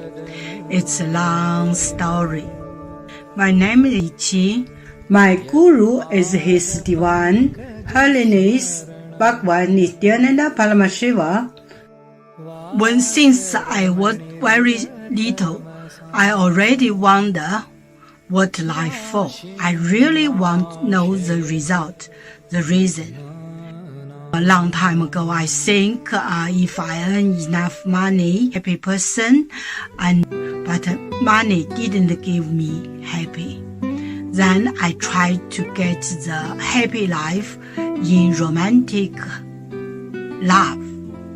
Then the really romantic love take me go lots of place. Too many stories during this time, but I still don't feel I get the result, get the life reason. Then I start study from book, from video, from religion in many different ways. And when I study Buddha, that time I really appreciate Buddha gives so much intelligence to me about life. But I don't think study is enough for me. I want to be Buddha. But I don't know how. Who can let me get there? One day I found the video in YouTube, introduce Swamiji in that video. I suddenly, my eyes open wide. I get it. He must be my guru. I can get there. He can let me get what I want to know. And he can take me home, real home. This kind of feeling, then I start study from Nithyananda Sangha.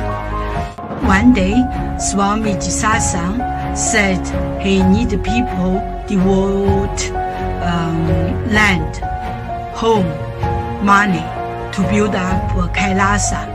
Then I discussed with my husband, decide to give the whole farm to Nithyananda. That time, because both of us believe help Swamiji means help whole world. It's but we just discussed so short time already, and believe me, trust Swamiji so much.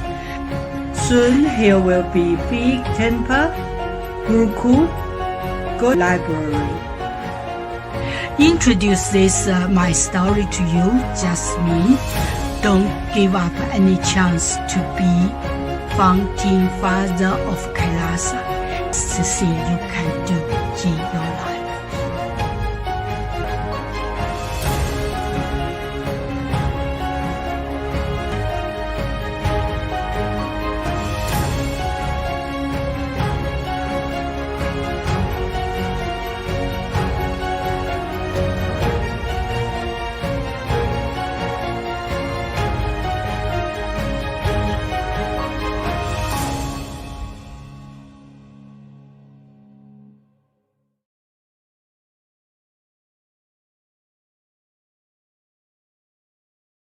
Just be alive for next 3 years. Don't die within next 3 years.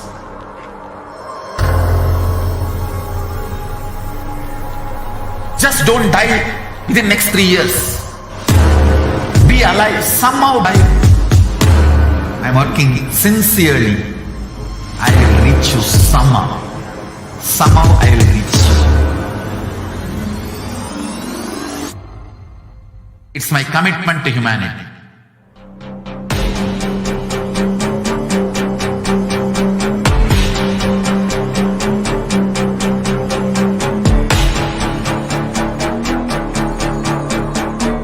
Just don't die within next 3 years. I will reach you wherever you are, whichever corner of the world you may be. I will reach you with enlightenment. You manifesting the space, state, powers, being Paramashivoham.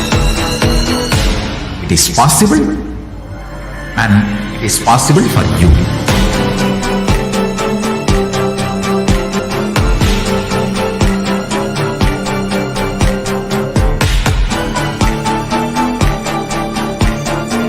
Paramashiva will reach you with enlightenment science. I know he is going to do the job. Just be alive for next 3 years. Nothing else.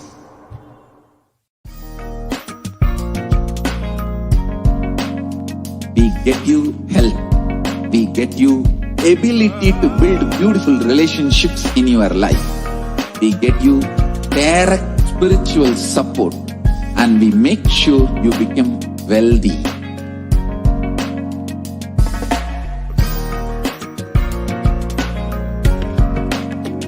We won't stop giving you just good life. We will literally not stop till you live enlightened life. Manifesting the state of Paramashiva, space of Paramashiva, powers of Paramashiva, being of Paramashiva.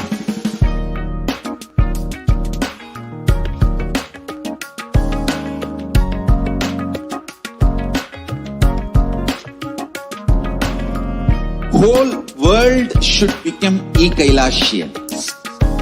I want the whole world to know Hindus have something great to contribute to the world.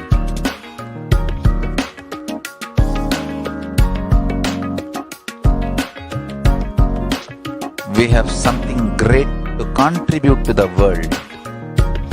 Let us do that.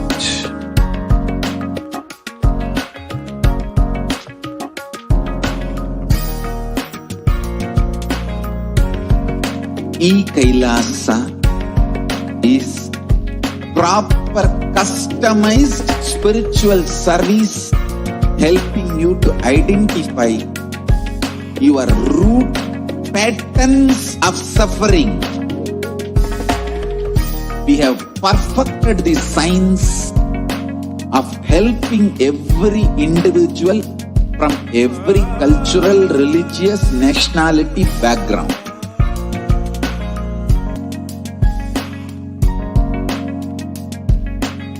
You will have lowest reactionary assumptions, highest awakened response, alive response for life continuously. Kailasa is enlightenment ecosystem, literally enlightenment itself in your own home, wherever you are. Proper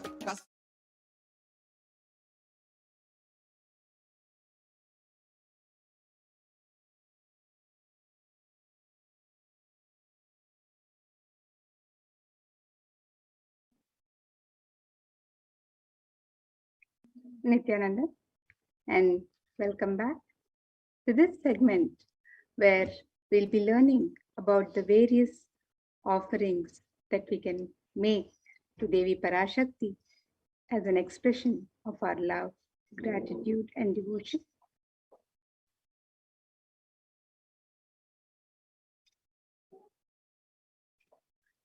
An offering is a divine gift of pure love and gratitude. It's an expression of our sacred sentiments, and it consists of giving and accepting. When the divine accepts what one offers, the offer becomes complete, and it's not made of any fear and greed, but just the pure devotion, the expression of the sacred sentiments of the devotee. And then with this devotion, anything that is offered, the immediately all the auspiciousness on the devotee. And when an avatar lands, the offerings are purely a part of the grand Leela, laid out only for the purpose of enlightenment.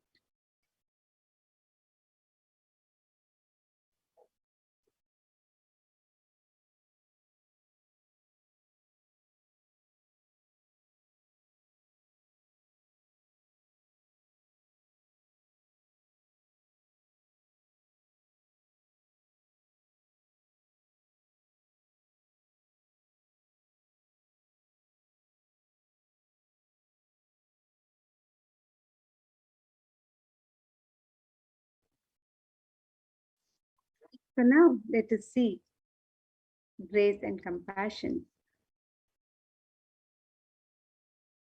Induni bhaveda karavaniнаянam syat pankajavarapayajapaksharasarayuktam angahimabhushan syat tungamakutojjwalamanonmani swarupam.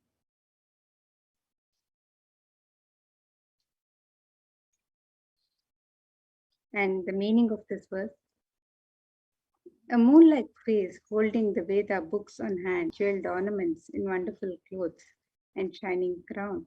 Her name is Manonmani. And this Dhyana Shloka is from the Mula Agama, Manonmani Dhyana, who is Devi Parashakti herself. And another Dhyana Shloka from Devi Parashakti, as we remember her and get ready to receive her darshan. ध्यायेत् देवीं त्रिनेत्रां शशिनिभवदनां वेदहस्तां दधानां सव्ये पद्मां वरदमपरे चाभयां चाक्षमालां दिव्यैराभरणैर्विभूषिततनुं ब्रह्मादिभिः पूजितां देवीमेव मनोन्मणिं प्रतिदिनं कामार्थदात्रीं शुभाम्.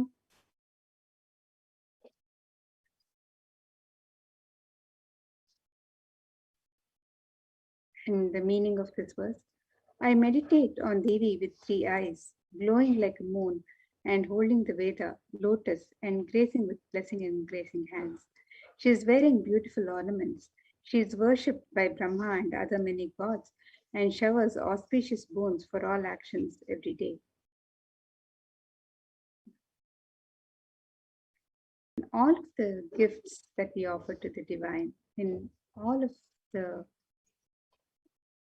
celebrations, the rituals, and the construction of temples, in all of this, gold, the divine element of gold, is used in abundance for Sakshi Pramana for the significance of the divine element of gold, which comes from the Atharva Veda.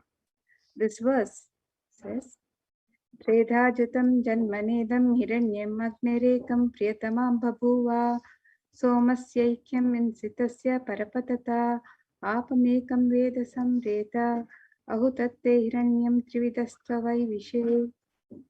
The translation: triply born by birth of this gold. From the atoms of Agni is one. It becomes dearest to Agni. One fell away from the Soma when it was hurt. One they call the seed of virtuous and powerful, Apa, the watery molecules. Let that triple gold be for your long life. And gold is a divine element. It purifies anything that it touches. It is an element of great spiritual significance and spiritual power, of healing and enlightening. The vibration of gold has the power to infuse sattva energy and positive thought currents in anyone who wears and in anyone who sees or operates in its vicinity.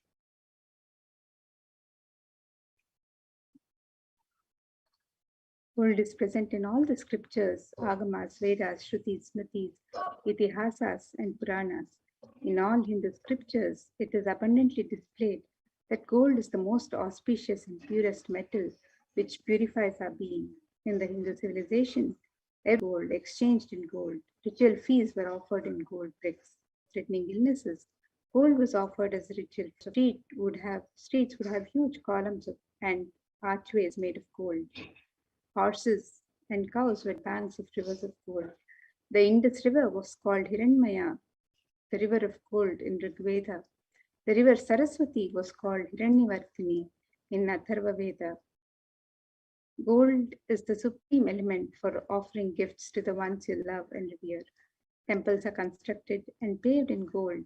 Deities are made in gold and decked and adorned in gold because it preserves the enlightenment energy for thousands of years and it lasts forever.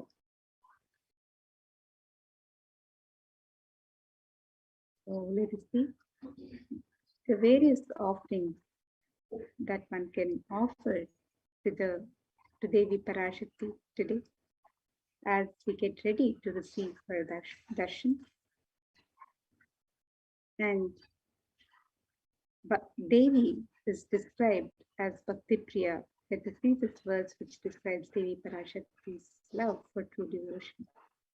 It says, Bhakti Priya, Bhakti Gamya, Bhakti Vashya, Bhayapaha, Shambhavi, Sharadha, Radhya, Sharvani, Sharmadayini. And the meaning of this verse, it says Devi is fond of true devotion and is realized through true devotion. She can be won over through true devotion and she removes all fear in the minds of the devotees.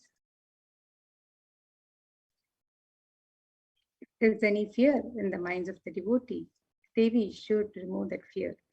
It is stated that Devi likes to be worshipped in autumn. Here it is meant the autumn of our lives when thoughts turn more and more inwards. The role of the divine is known and understood clearly. The need for Devi worship then becomes stronger. Shambhavi is the consort of Shambhu, Lord Shiva. Sharadaradhya means worshipped by Sharada Devi Saraswati. Sharvani is the wife of Lord Shiva. Linga Purana says Lord Shiva is called Sharva in his earth form. Sharmadayini is Devi who bestows happiness on devotees. And today, through the evenly offering, you can offer devotion to Devi Parashakti by offering your Kanika and the Ihundi. The Ihundi is where you can offer your token of love and gratitude to Devi Parashakti in any amount and in multiple currencies. Whatever you wish to offer, you can make the offering through the Ihundi.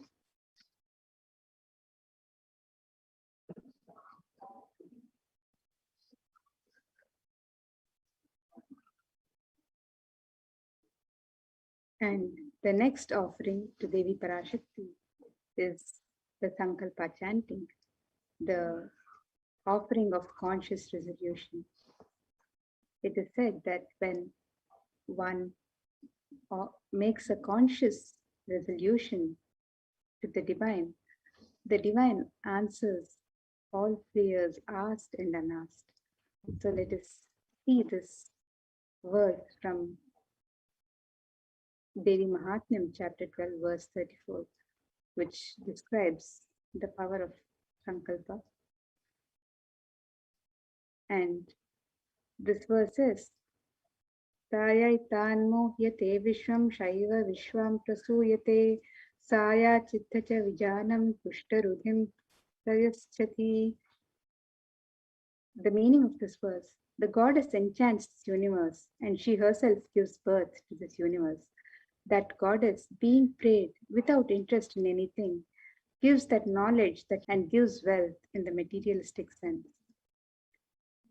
So you can offer the conscious resolution that you're yearning for.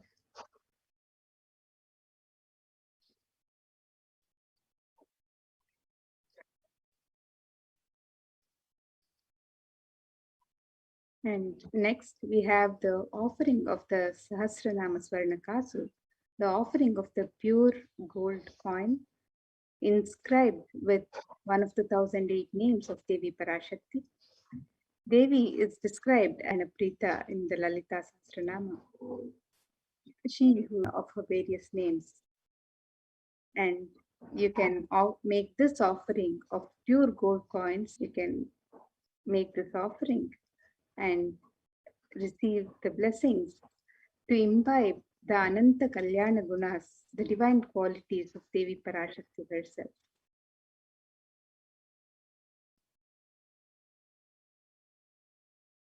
You can make all of these offerings on the website www.kailasamailer.com/sevas. And next, we also have the offering of the Mukta Anguti, the gold ring embedded with pearl. And Devi is described, the splendor and grace of Devi wearing pearls is described in the verse. Muktahara lasat kirita ruchiram purnendu vaktra prabham shinjinkini manidharam padma prabhavasuram sarvabhitapam vani rama sevitam Meenakshi pranam to goddess Meenakshi, whose crown has garlands of pearls and the face shining like, who wears anklets that are studded with gemstones and has bells, who is shining like the splendor of lotus, who grants all the wishes, the daughter of the mountain, who is worshipped by goddesses Devi Meenakshi, the ocean of compassion.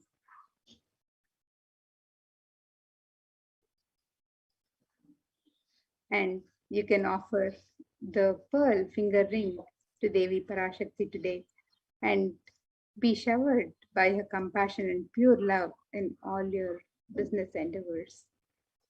So you can make these offerings on the website www.kailasamailer.com/sevas.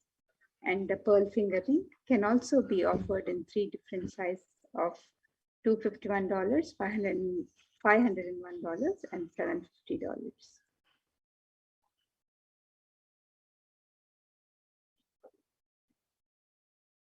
The next offering is the Swarna Padma Pushpa, the gold lotus flower. And this verse from Kamika Agama describes the significance of the lotus flower.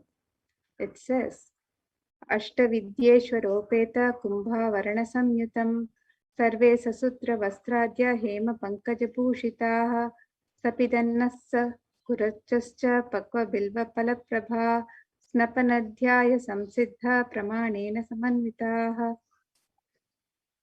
The verse describes all the kalashas should be wound around with suitable thread and covered with a new cloth. They should be adorned with lotus flower made of gold. And there are hundreds of scriptural references in the Hindu tradition for using lotus in the worship of Paramashiva.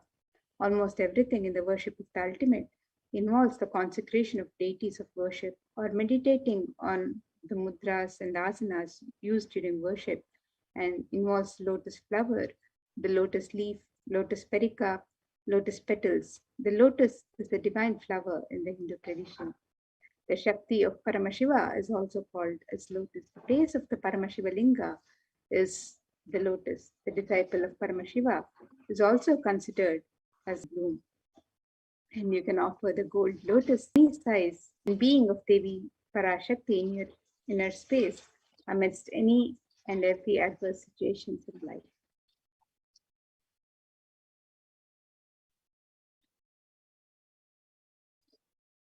And the next offering you can make to Devi Parashakti is the Swarnametti, the gold toe ring to adorn the sacred lotus feet of Devi Parashakti.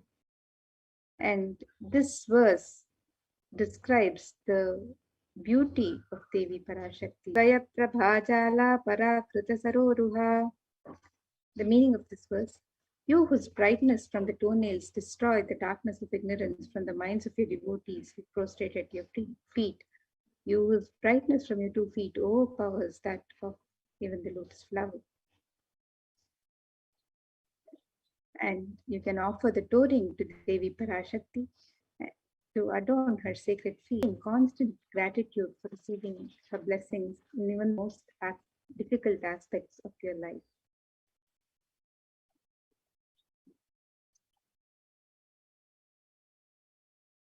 And the next offering to Devi Parashakti is the Swarnamang Tika, the gold hairline jewelry. Devi is described as Sudha Sharabhi Varshini, she who makes the nectar flow in all our nerves from the Sahasrara. That is she who gives the very pleasant experience of the ultimate. The Swarnamang Tika represents the nectar flowing from the Sahasrara Chakra, which is fully opened with the sacred sentiment of gratitude.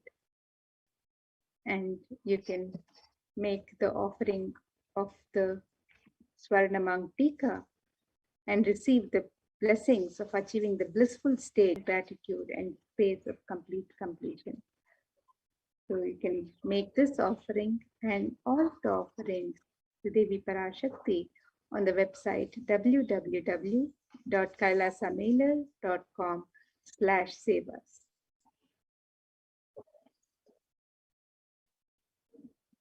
The next offering to Devi Parashakti is the Pratyaksha Pada Puja, and the Shloka 83 of Saundarya Lahari describes that the nails of Devi Parashakti have been sharpened by constantly being touched by the crowns of celestial beings who prostrate before Devi.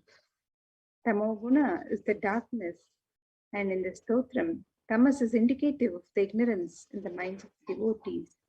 By constantly, and this ignorance is removed by constantly prostrating before Devi, and they attain the supreme knowledge. Offering the Pratyaksha Pada Puja is a most sacred, intimate offering that is offered to the Guru from the disciples in the Hindu tradition. And this offering of Pratyaksha Pada Puja blesses the Yajaman with all the auspiciousness and blessings of Devi Parashakti and the Nijavatara of Devi Parashakti, so the Supreme Pontiff of Hinduism, Jagadguru Mahasannidhanam, His Divine Holiness, Bhagavan Sri Nithyananda Paramashivam, through whom Devi Parashakti is manifesting in all her glory and splendor to bless all of her devotees today. So as we get ready to receive Devi Parashakti's darshan, you can make any of these offerings and feeling of oneness with Paramashiva, with Devi Parashakti, with your Guru. And you can sign up for all of these offerings on the website www.kailasamailer.com/seva.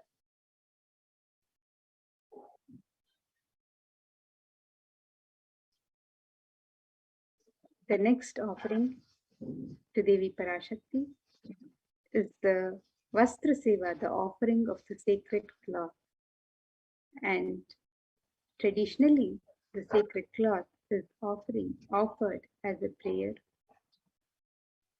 to request the divine protection during all difficult and adverse situations in our life.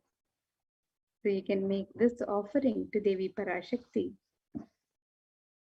and be blessed with all the auspiciousness and blessings of the Supreme Pontiff of Hinduism, Jagadguru Mahasannidhanam, His Divine Holiness, Bhagavan Sri Nithyananda Paramashivam, and Devi Parashakti herself, showering her grace and compassion through the Supreme Pontiff of Hinduism today, as you get ready to receive the darshan.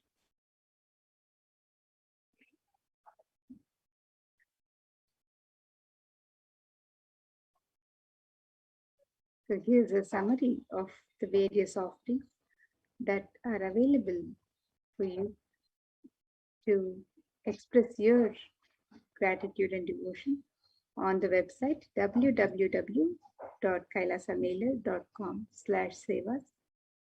You can make the offering of the e-hundi in any amount and in multiple currencies. You can make an offering of the Sankalpa chanting, the conscious resolution. And you can make the offering of the Devi's Sahasranama Swarna Kasu, which is the pure gold coin inscribed with one of the 1,008 names of Devi Parashakti. You can make the offering of the Mukta Anguti, the gold finger ring with embedded pearl in 3 different denominations. You can offer the Swarna Padma Pushpa, the gold lotus flower in 3 different sizes. You can make the offering of the Swarna Metti, the pure gold touring for the lotus feet of Devi. You can also offer the Swarna Mangtika, the gold hairline jewelry that represents the overflowing nectar from the Sahasrara. You can make the offering of the Pratyaksha Pada Puja, one of the most sacred offerings from disciple to Guru. And you can make the offering of the Vastra Seva, the sacred cloth, to Devi Parashakti.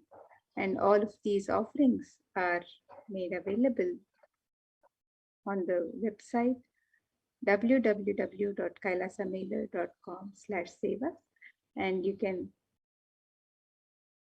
offer any of these through this website. So let us now take a look at the website.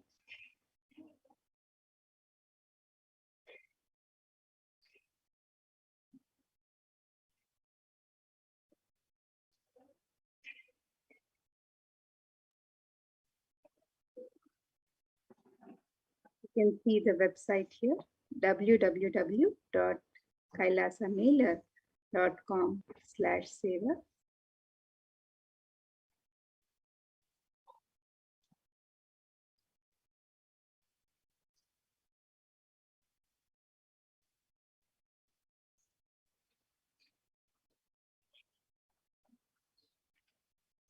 And here you can make your offerings for e-hundi on Sept, and the offerings for various jewelry or sevas that you would like to offer to Devi Parashakti. You can offer on this link here on Sept. So the offerings for Devi Parashakti. All of these offerings, the conscious resolution, the Devi Sahasranama Swarna Kasu, the Mukta Anguti, the gold finger ring with pearl, the Swarna's flower, the Swarna Metti, the gold toe ring, the Swarna Mangtika, the gold hairline jewelry, the Pratyaksha Pada Puja, the Vastra Seva, and many more offerings are all made available for the devotees, to express their love and gratitude as they would wish to offer. So you can sign up for any of these offerings and get ready to receive the grace and blessings of Devi Parashakti today as she comes to your homes to bless you and shower you with her compassion during the darshan. And the e-hundi offerings are available in multiple currencies: US dollars, Australian dollars, New Zealand dollars, Canadian dollars, euros, Indian rupees, Singaporean dollars, Malaysian ringgits, Great Britain pound, and the Chinese yen. And you can offer the e-hundi offerings in any amount of your choice. So again, the website for all of these offerings is www.kailasamela.com/sevas. And now you can make your offerings of gratitude and devotion through this website. So as we get ready to receive Devi Parashakti, let us all get where we'll be learning more about what the for Bhakti and by the guidance of Supreme Pontiff of Hinduism himself as a protection for all of humanity through these times of pandemic in the various spiritual embassies of Kailasa.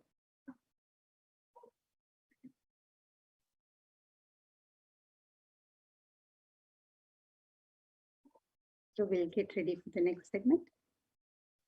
And we'll be right back just after a short break.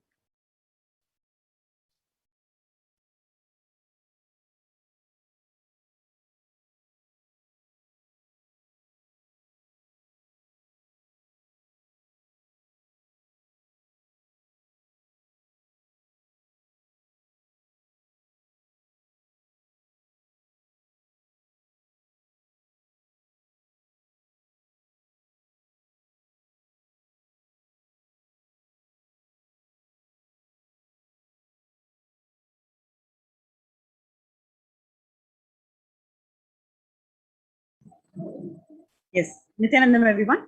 So today, let us look into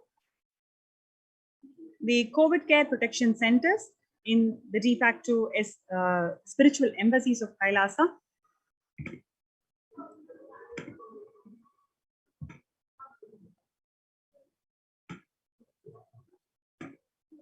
Today, people around the world are trying to grapple with a grim reality that the pandemic is far from over.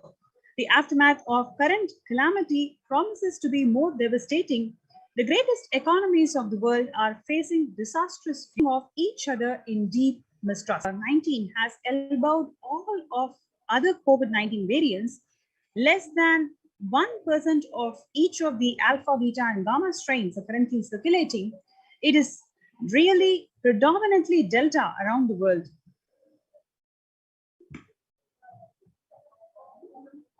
COVID pandemic has now killed more Americans than the 1918-19 influenza pandemic that could do it. For example, in 1918-19 flu, 25% of Americans were infected, and it killed about 0.65% of them, coming to 675,000 deaths. Whereas for COVID-19, 12% of Americans were infected and 0.2% of them were killed, which comes to around 676,000 people who lost their lives due to COVID-19.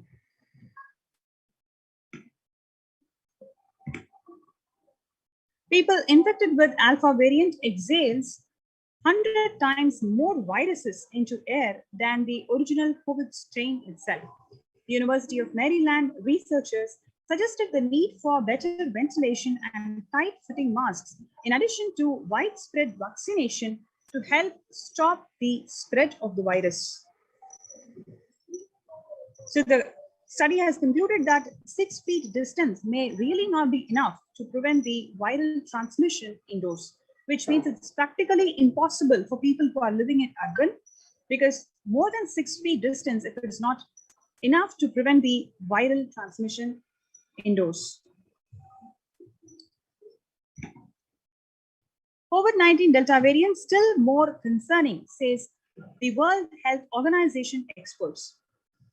I think the Delta variant for me is the one that is more concerning because of increased transmissibility, says Dr. Maria, who's the agency's technical lead for COVID-19. The chief medical advisor of the United States, Anthony Fauci, he says that right now we are still in pandemic mode because we have 160,000 new infections every day. That's not even modestly good control. The US has reported 40 million cases of COVID-19 since the outbreak of the virus, with over 4 million infections adding up in the past few weeks. And you can also see here how COVID-19 has made the world less peaceful. If you compare the incidence and fatality rate over the last 2 years, you can very clearly see that COVID-19 has increased the ongoing conflict, reduced the feeling of secure amongst the public.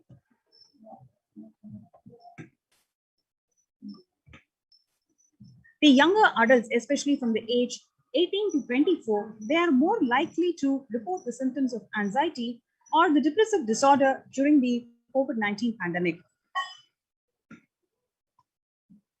The average share of adults reporting the symptoms of anxiety disorder, if you compare between 2019 to 2021, you can clearly see there is a threefold increase in the average share of adults reporting the symptoms of anxiety disorder. Nearly 8 in 10 adults say that COVID-19 is a significant source of stress in their life. And similarly, nearly 7 in 10 people say that COVID-19 could exacerbate doctors' existing mental health burden. More than 60,000 US healthcare workers have contracted COVID-19, in which 300 of them have died. An estimated 300 to 400 physicians die by suicide every day. Of the healthcare workers who treated patients during China COVID-19 outbreak, 50 showed signs of depression. 40% of them showed 15% of them were depressed, especially the pregnant women. 50% of the pregnant women were depressed before the onset of COVID-19, while today 40% of them experience depression. Same way, 29% of the pregnant women used to feel anxious before the onset of COVID-19, while today 72% of pregnant women experience anxiousness. 8 in 10 students are struggling with the focus on school or work and avoid distractions. Students are interacting mostly with the parents during COVID-19 physical distancing. Number 1, for college student medical wellness, virtual face-to-face time. Number 1, 55% of all the students do not know where to go for help for their mental health.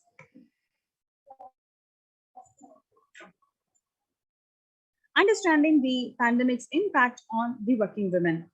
Nearly 82% of the women surveyed says that lives have been negatively disrupted by the pandemic. Nearly 70% of the women who have experienced these disruptions are concerned with their career growth may be limited as a result. The pandemic is expected to push countries into recession in 2020, with a per capita income contracting in the largest fraction of countries since 1870, with all the global recessions since 1990. COVID-19 crisis have worsened already fragile situations. The International Labour Organization is more aware than ever of its responsibility to promote peace and resilience in the time of this global pandemic. The Mumbai mayor says that third wave is here. What do September's surge in COVID cases tell us? He says very clearly that third wave of COVID-19 is not even coming, it is already here. A little over 25% of healthcare workers were infected with coronavirus despite getting fully vaccinated. A recent study has revealed, giving an insight on the breakthrough infections due to the Delta variant. The study, jointly conducted by the Institute of Genomics and Interactive Biology and Max Hospitals in Delhi, found that vaccination breakthroughs were far more common during Delta outbreak in Delhi than previously reported. A new coronavirus strain known as Mu, which was first identified in Colombia in January, has been designated as a variant of interest by the World Health Organization. So how do you cope up with current COVID-19 pandemic? It is very important to address the COVID pandemic, which is seeing another wave, which is destroying many more lives. So the Supreme Pontiff of Hinduism says that pandemic fatigue setting in as a result of continuous lockdown is resulting in delusional ignorance. Holding on to the delusion and supporting this pace of delusional decisions lead to delusional arrogance, which is Bhava Sankalpa. Continuous lockdowns lead to delusional thoughts like, so what if I die? It's okay. I can live forever in this lockdown. Going out then and exposing oneself and putting risk on yourself and others with irresponsibility and insensitivity is the delusional arrogance. The global COVID virus pandemic has left the whole world desperately looking for answers. Life as it is had been experienced even back in February 2020 is no longer recognized faith, religion, and health. Blessed are those who had been the greatest fortune to be in the incarnation of Paramashiva, the Supreme Pontiff of Hinduism, in their lives to carry themselves through this crisis. So you have this wonderful opportunity to join the COVID Care Protection Center. All you need to do is register through this link, kailasa.org/kailasa-care. kailasa.org/KAILASACARE. So let's take a few minutes to register ourselves in this link, kailasa.org/kailasa-care, for you to be present in this de facto spiritual embassy of Kailasa, Adi Kailasa Nithyananda Paramashivam, for you to feel protected and safe in this ongoing pandemic.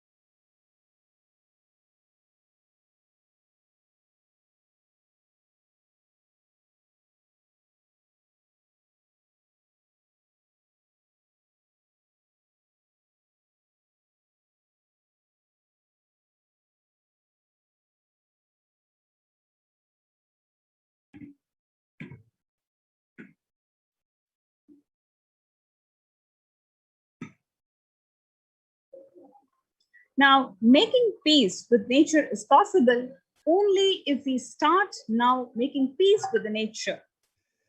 Amidst the pandemic, 2021 can go down the year if we make peace with the nature and set the planet to healing.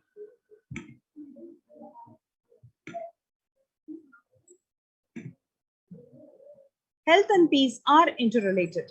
The individuals and groups enjoy equitable access to health facilities and services, fulfilling their rights to physical and mental health. And health actors design neutral health interventions that promote trust and dialogue, and the communities are empowered to cope up with this violent conflict.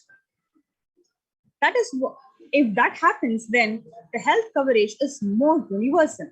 Grievances can be heard and addressed to generate trust around the health emergency. Taking pandemic and building resilience in fragile states require concerted international action at local, national, and global levels. As the humanitarian and economic toll of the COVID-19 continues to grow, so does the risk that this crisis can fuel new conflicts around the world, while the prospects for resolving ongoing ones. For the first time since 1945, the entire world is confronted by a common threat, regardless of nationality, ethnicity, or faith. A new social contract between people, governments, the public sector, civil society, and more can tackle the roots of inequality with fair taxation on income and wealth, universal benefits, and opportunities for one and all.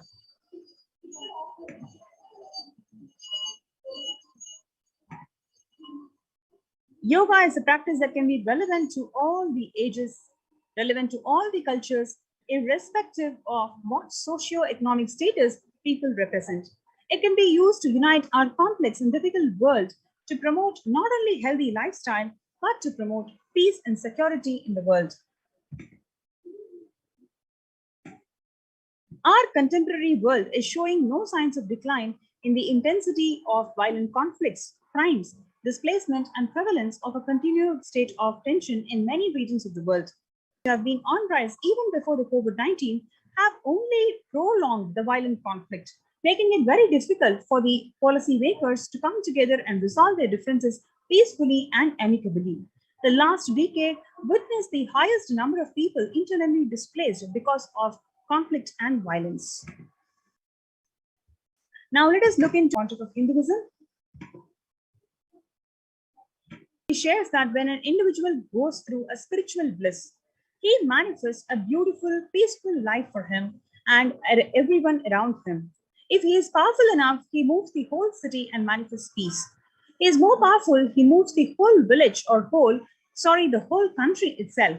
If he is powerful enough like the incarnations, he moves the whole world and manifests peace for them. The individual bliss is the source of the global peace in the level of Om. Now, let us look into a beautiful video where Swamiji shares about transformation leads to achieving goal of achieving the global peace. Let us watch this video.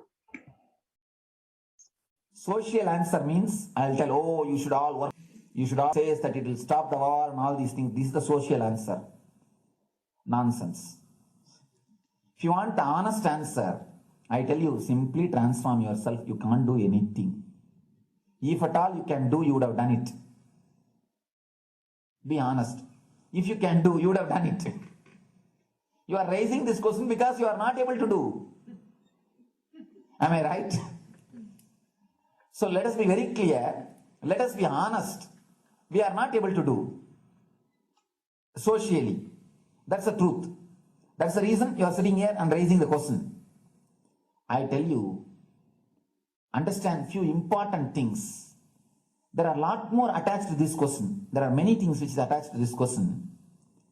We always feel the present is the world is totally spoiled. It is not going according to the rules or how it is supposed to be. It was wonderful once upon a time. In ancient time, things were going properly. Everything was well and great. And I tell you, 10,000 years ago, they found some writings. The other day I read a beautiful book about that stone writings. That writings, it says, oh, nowadays the society is not as it should be. So much of war, there is no peace. In the early times, there was so much of peace. Society was really great. Things were as it should be. And it almost looks like a today newspaper editorial. 10,000 years ago, the same thing carved on a stone. Then understand, there was no such time as only good prevailed. It is just a fantasy. Hinduism, they call it Satya Yuga, the age of truth. There was a time only truth prevailed. And every religion, wonderful. Every religion has got the fantasy. The past was great. There was golden past. Always the idea of golden past exists only in the past. The more you go back, again you say the past was great. And I tell you one thing, it is a wonderful way of postponing accepting the reality. Otherwise, I can be sure the world was same as it is today. Whether it is 5,000 years ago or 10,000 years ago. Maybe one thing, there was no CNN channel that time. So the news did not reach you so quickly.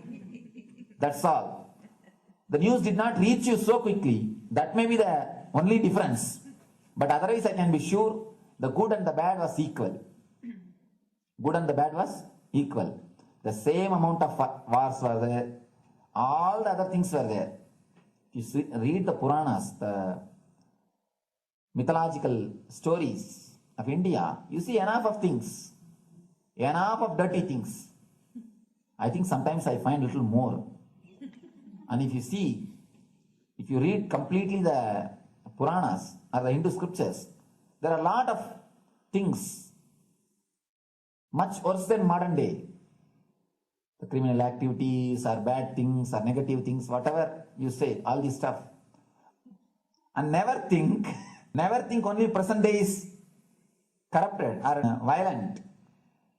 In the ancient days also, all these things were there. Only one thing was not there, CNN news or the internet. So the news did not reach you.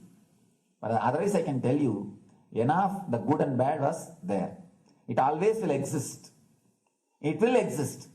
All you can do is, if you awaken yourself, if you reach the enlightenment state, you can go beyond it. And I tell you, enlightenment is the only service you can do to the society. Just become enlightened so that you will reduce the negativity. Now, as of now, you are also the part of negative group. Naturally, we will be a negative group. As long as we are unenlightened, we will be the part of collective negative consciousness.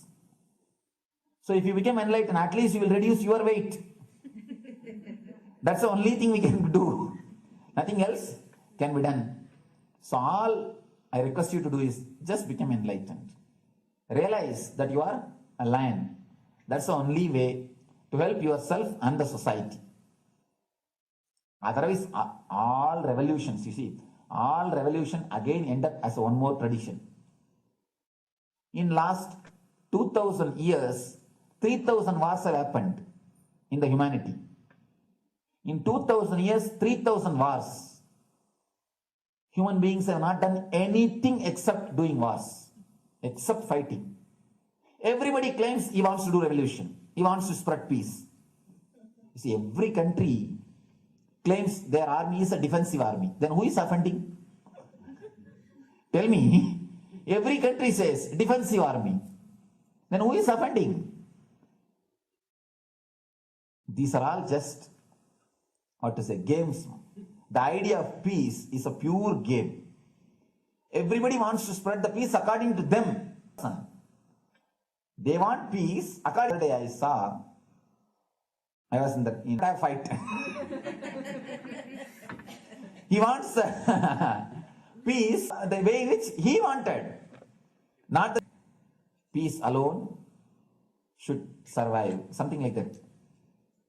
He has written some statement about the peace on the sword. We all take sword to spread the peace. So no revolution is going to help. Because in the last 2000 years, 3000 revolutions have happened. But still world is same, I think much worse. So no revolution is going to help. Only individual evolution is going to help. So be very clear. Instead of working in the outer world, start working in the inner world. That will help you and society some way.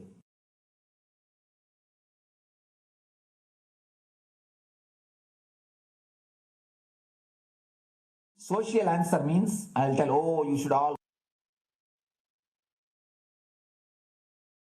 Listen carefully. The space of Shanti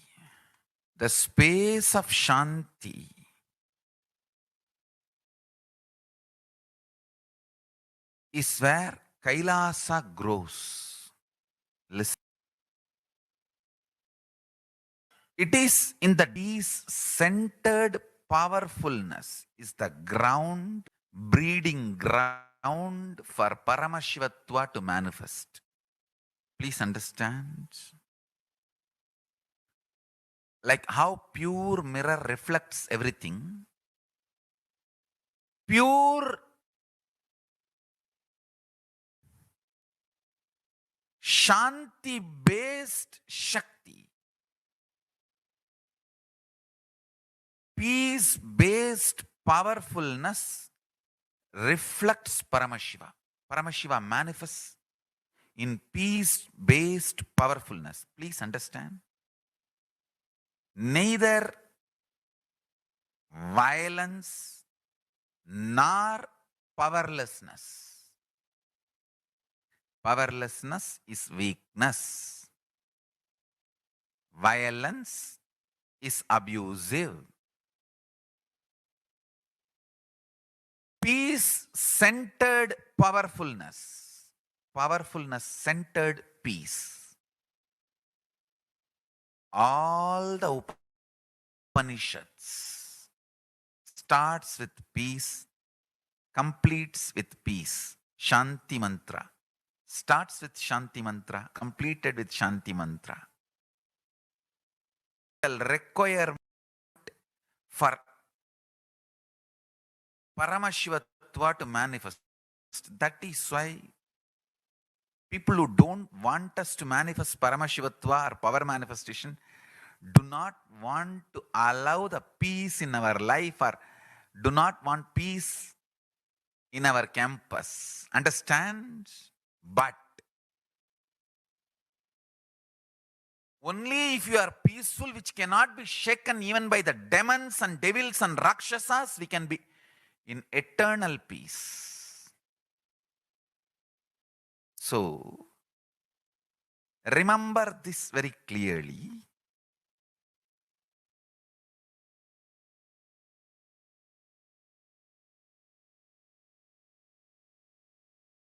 Peace alters the very DNA structure, genetic structure, the core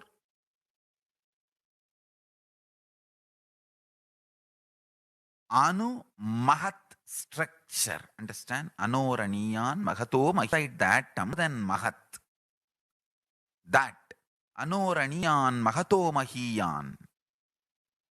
That consciousness starts growing in you with more and more peace-based powerfulness developing. Spend more and more time, energy in unclutching. It will never be wasted.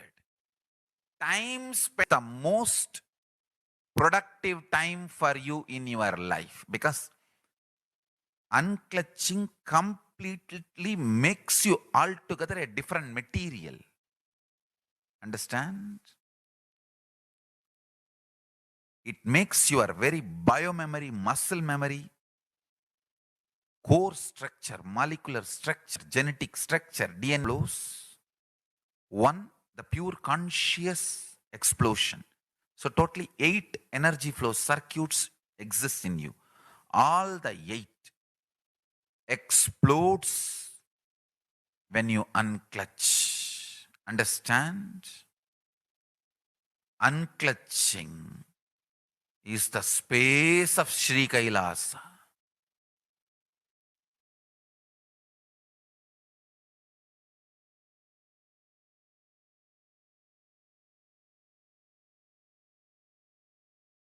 Listen carefully. Every chanting, every prayer in Hinduism ends with Shanti, Shanti, Shanti 3 times. Means peace, peace, peace. Hinduism is the real religion. Loving peace, living peace. Individual level, social level, global level. Understand? Hinduism lost all its 56 nations, 200 states, 10,000 kingdoms, samsthanas, is not a loss to Hinduism, it is a loss to planet Earth, human beings. Wherever Hinduism is practiced, kept alive, the ideal of global peace is kept alive. Just do this one simple statistics. You yourself study. Google and study religion. List for each religion. I can be 200% sure.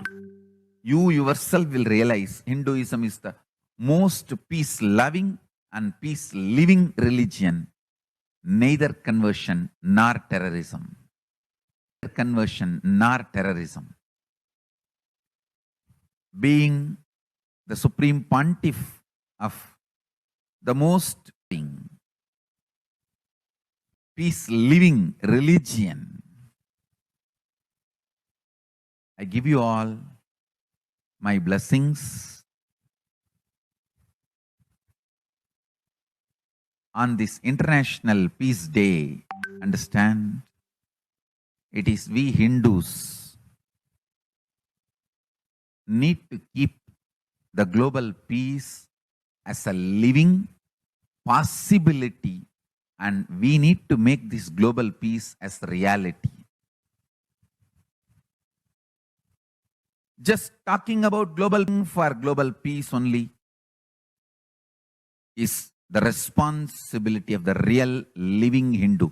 Anyone who wants to claim themselves as a Hindu or practicing Hindu should work for global peace. Global peace is our responsibility.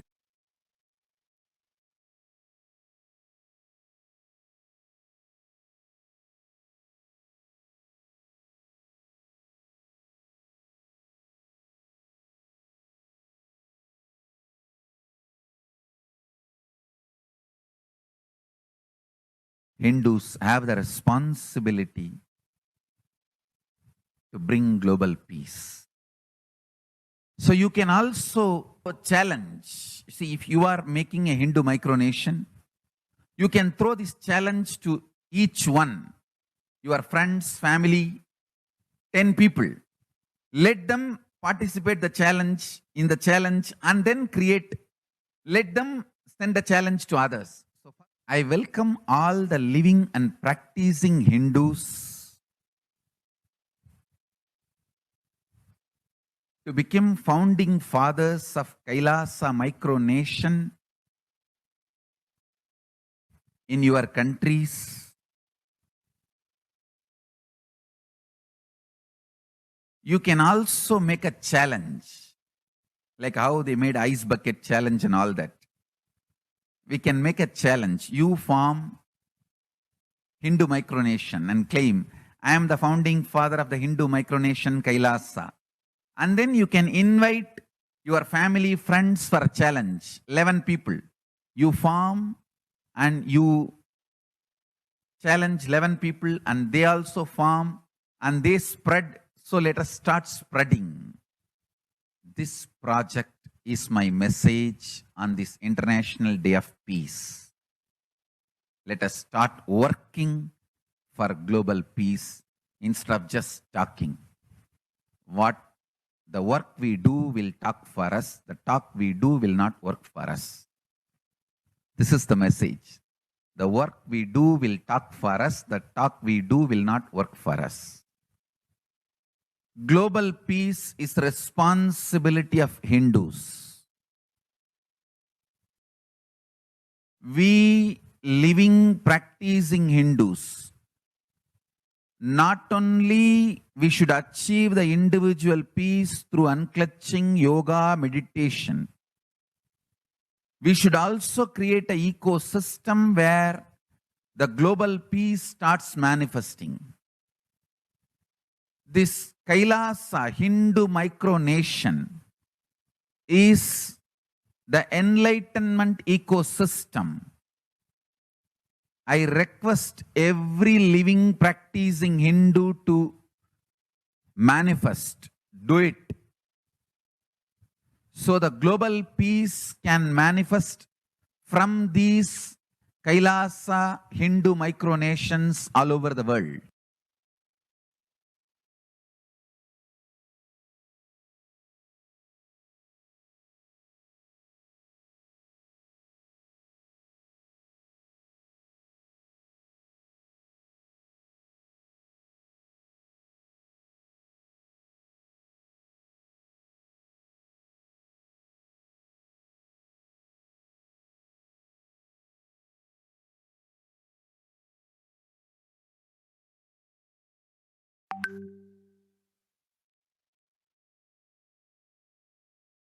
then you can do. Yes, you can join our COVID Care Protection Center. You can register through the link kailasa.org/kailasacare. So this is a wonderful opportunity for you to experience conscious sovereignty in this ongoing pandemic. The Supreme Pontiff of Hinduism has established these de facto spiritual embassies of Kailasa, opened their doors to one and all unconditionally for you all to experience complete protection, safety, as well as the conscious breakthrough that each one of us is striving for. So do not miss this opportunity. Please register in kailasa.org/kailasacare, KAILASA.org/KAILASACARE. So let's take a few minutes to join the COVID Care Protection Center by registering in this link below.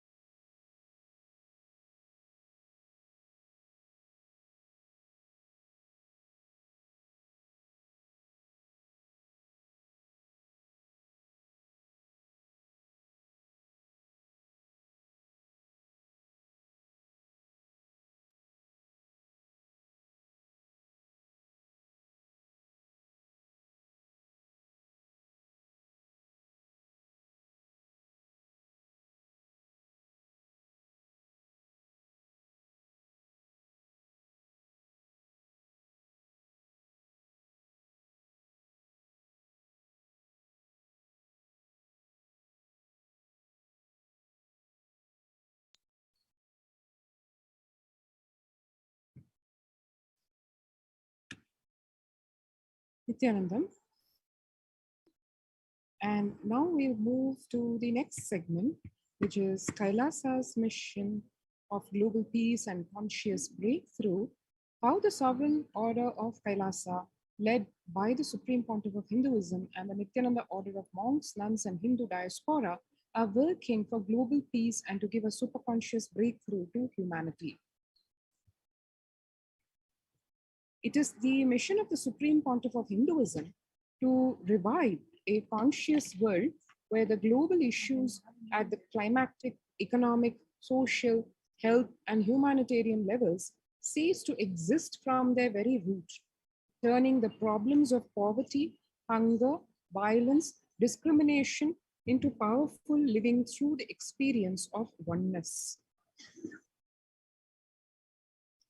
The Supreme Pontiff of Hinduism has been working from the very grassroots level to usher in an era of peace at all levels, individual, societal, national, and global. His deep insights into the workings of the human mind-body emotions have enabled him to powerfully and directly address various social and emotional problems facing humanity today. Some of the ways that the Supreme Pontiff of Hinduism provides spiritual solutions to combat the pandemic and other issues. Since lockdown, the amount of contribution and by starting the Akhanda Nirvikalpa Samadhi Jnana Yajna and contributing almost 3 million minutes till date, Paramashiva Sankalpa chanting, which is a chanting of the Sanskrit mantra and which is meant for healing, which is done 24/7 via Zoom sessions online. Spiritual healing to one and all provided 24/7, helping humanity cope up insecurity, fear, disease by empowering individuals to heal themselves, learn to cope up with emotions like depression and tough situations in relationships, providing alternative solutions to worldly problems through power manifestation, initiating thousands every day into manifesting innate superhuman capabilities through the courtyard sessions, providing healthy solutions like a technique to clear the stomach from the Ayurveda solutions, which ultimately bring clarity to the spiritual truths and give a conscious breakthrough, and in the long term establish self-sufficient communities. Continuing and intensifying the service of Annadan in Nithyananda Annalayas around the world, including Tiruvannamalai and Los Angeles, paving the way with a new world order, starting the agriculture-based communities in Adi Kailasa and several other locations. Peacekeepers of Kailasa offering various life solutions from the teachings of the Supreme Pontiff of Hinduism. Offering Maheshwara Puja to the natural calamity hit victims, Bhava Samadhi Darshan to raise the individual conscious breakthrough, Devi Parashakti readings, the cosmic revelations, and specifically the Supreme Pontiff of Hinduism spiritual solutions for COVID-19. Society was created with delusional ideas of too many human beings' blind spots and the decisions made from those blind spots. If the visionary of a civilization or country or nation has blind spots, when he develops the vision for it, the whole civilization suffers those blind spots forever. Now it is time that nature, Prakriti, resets itself. Many of the blind spots-based visions, ideas, of the society. This pralaya which is happening is melting down everything which is delusion-based. The world as we know is gone. Let us celebrate God. This isolation, which is seemingly endless with an unknown future, which is compelling humanity to make 100% lifestyle change, is something to be deeply dwelled upon. All problems need to be addressed only with spiritual solutions and powerful cognitions. To stop people having mental breakdown, pandemic fatigue, collapsing, depression, destruction, and also give them superconscious breakthrough and revive the enlightened civilization, the Supreme Pontiff of Hinduism is continuously giving spiritual solutions and powerful cognitions. These include unclutching, practicing completion, practicing oneness, practicing ajapa japa of Mahavakya on Om Nithyananda Paramashivoham, consciously building deep feeling connection, yoga, puja, vegetarian sattvic diet, nirahara samyama, and a whole slew of such powerful techniques and truths. It is time we all take the responsibility to save humanity, to protect people from pandemic fatigue and destruction. Let us try to enrich and enrich people for every one of these great spiritual solutions. And doing so, we can have people enroll for the various online sessions that are being conducted by various peacekeepers of Kailasa, giving each and every one the enrich to the Supreme Pontiff of Hinduism and the ultimate truths revealed by him. And these solutions for COVID-19 are free and open for all. And we can actually invite every one of them to various of these sessions, including the Paramashivoham classes, to help people tide over this pandemic and enable them to take the leap into superconsciousness. People from over 50 countries are continuously radiating the space of Paramashiva by practicing the unclutching meditation 24 hours a day, 7 days a week. And many such peace initiatives have been taken by Kailasa. The life solutions based on the ancient Hindu tradition, the meditation and yoga techniques from the scriptures, the cognitions rooted in the highest truths, the lifestyle based on living and radiating the higher values of life, and powerful way of living and realizing one's ultimate potential form the foundation of the Supreme, which by their inherent nature provide the foundation for peace on planet Earth. The Supreme Pontiff of Hinduism launched the minutes meditations around in parallel. In 2014, just after 2 years of launching the program, it crossed over 1 billion. Scientific studies have shown a reduced crime rate after participation in the meditation and completion techniques. In 1976, it was found that when 1% of a community practiced meditation, the crime rate was reduced by 16% on average. The current tally on the Minutes for Peace website is more than 4.3 billion cumulative minutes of meditation logged, including all the events, programs, festivals where people have gathered in large numbers and participated in meditations and rituals, the total count comes to a staggering 409 billion minutes of peace so far. About 5,000 devotees gathered and participated in a 48-day meditation program called Shuddha-Advaitam. The Supreme Pontiff of Hinduism hosted the Kumbh Mela, USA in Los Angeles since 2007. Nithyananda Sangha is interested as the only organization to host the Kumbh Mela outside India by the Akhil Bharatiya Akhada Parishad. In September 2006, the Supreme Pontiff of Hinduism organized the first confluence for world peace to honor the memory of those who lost their lives saving others on September 11, 2001 at Irvine, California, USA. The second confluence for peace was held in Los Angeles in 2007 in collaboration with Vedanta Society, BAPS, ISKCON, Siddha Yoga, and other organizations. The Kumbh Mela festival spread fast to other countries, including Australia, Canada, etc. In 2009, the Supreme Pontiff long peace walk covering 1,000 kilometers and 1,000 villages to bring together in harmony from all walks of life.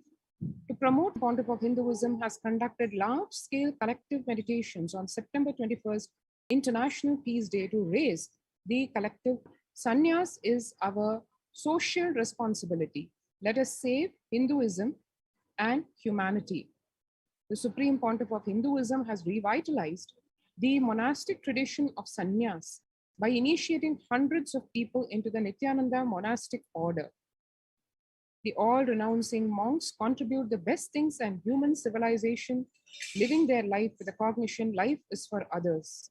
These monks and nuns act as harbingers of peace and empowerment for the human society, distraught with violence, depression, and other forms of life negativity.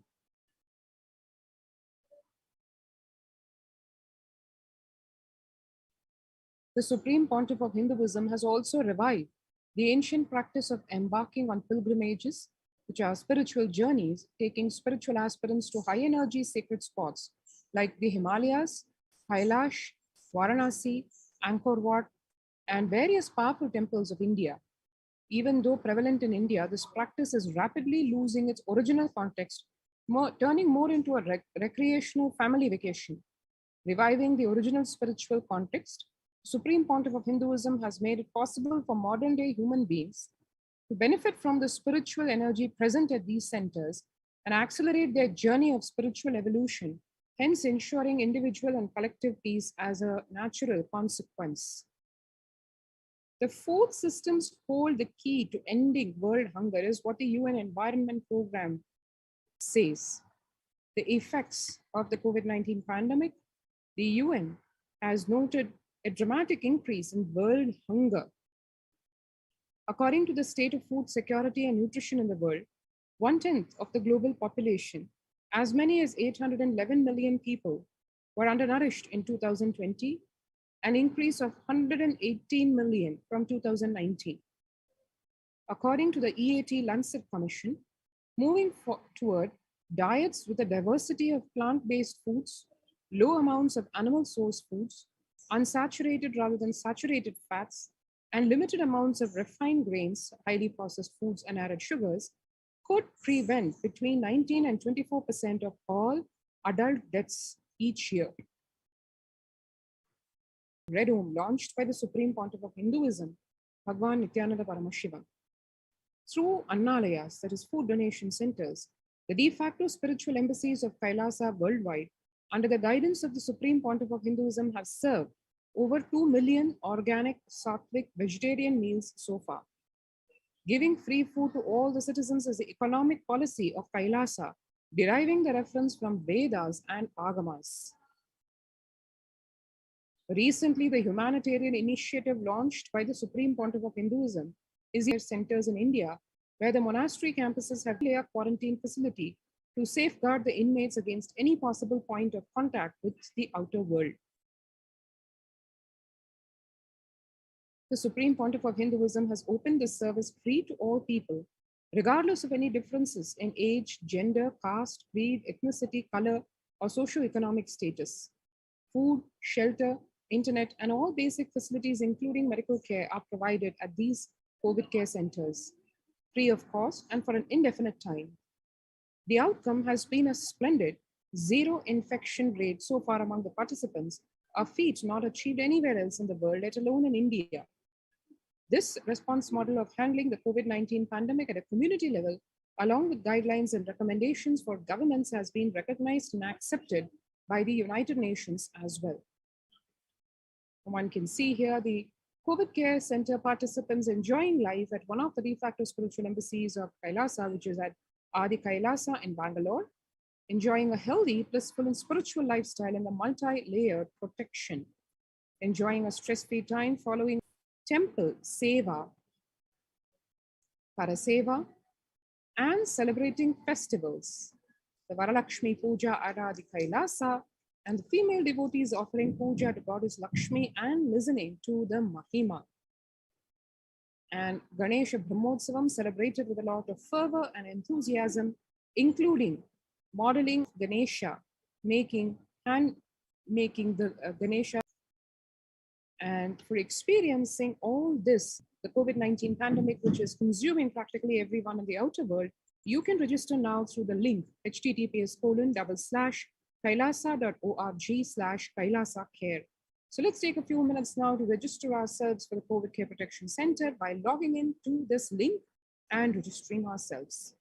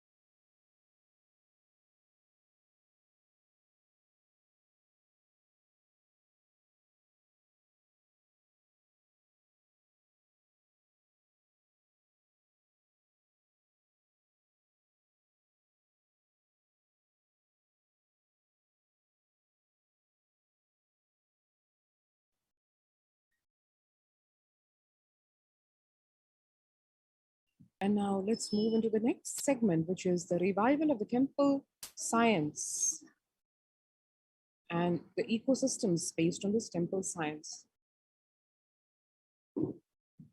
Now, in the times when the COVID-19 is rampant and the ancient temples are in a lockdown because of the risk of widespread corona disease, The devotees of these temples were visiting and having darshan of their gods and goddesses for thousands of years have now lost the same. Yet all these ancient sacred sentiments have come to a harming halt after the lockdowns have taken place. The religious fervor of the devotees is being lost due to the pandemic. The Supreme Pontiff of Hinduism is reviving the e-Kailasa ecosystem and bringing all the ancient traditions of the Kailasa TV, YouTube, and Facebook. Here, let us watch an excerpt of the Supreme Pontiff of Hinduism explaining about the science of temples.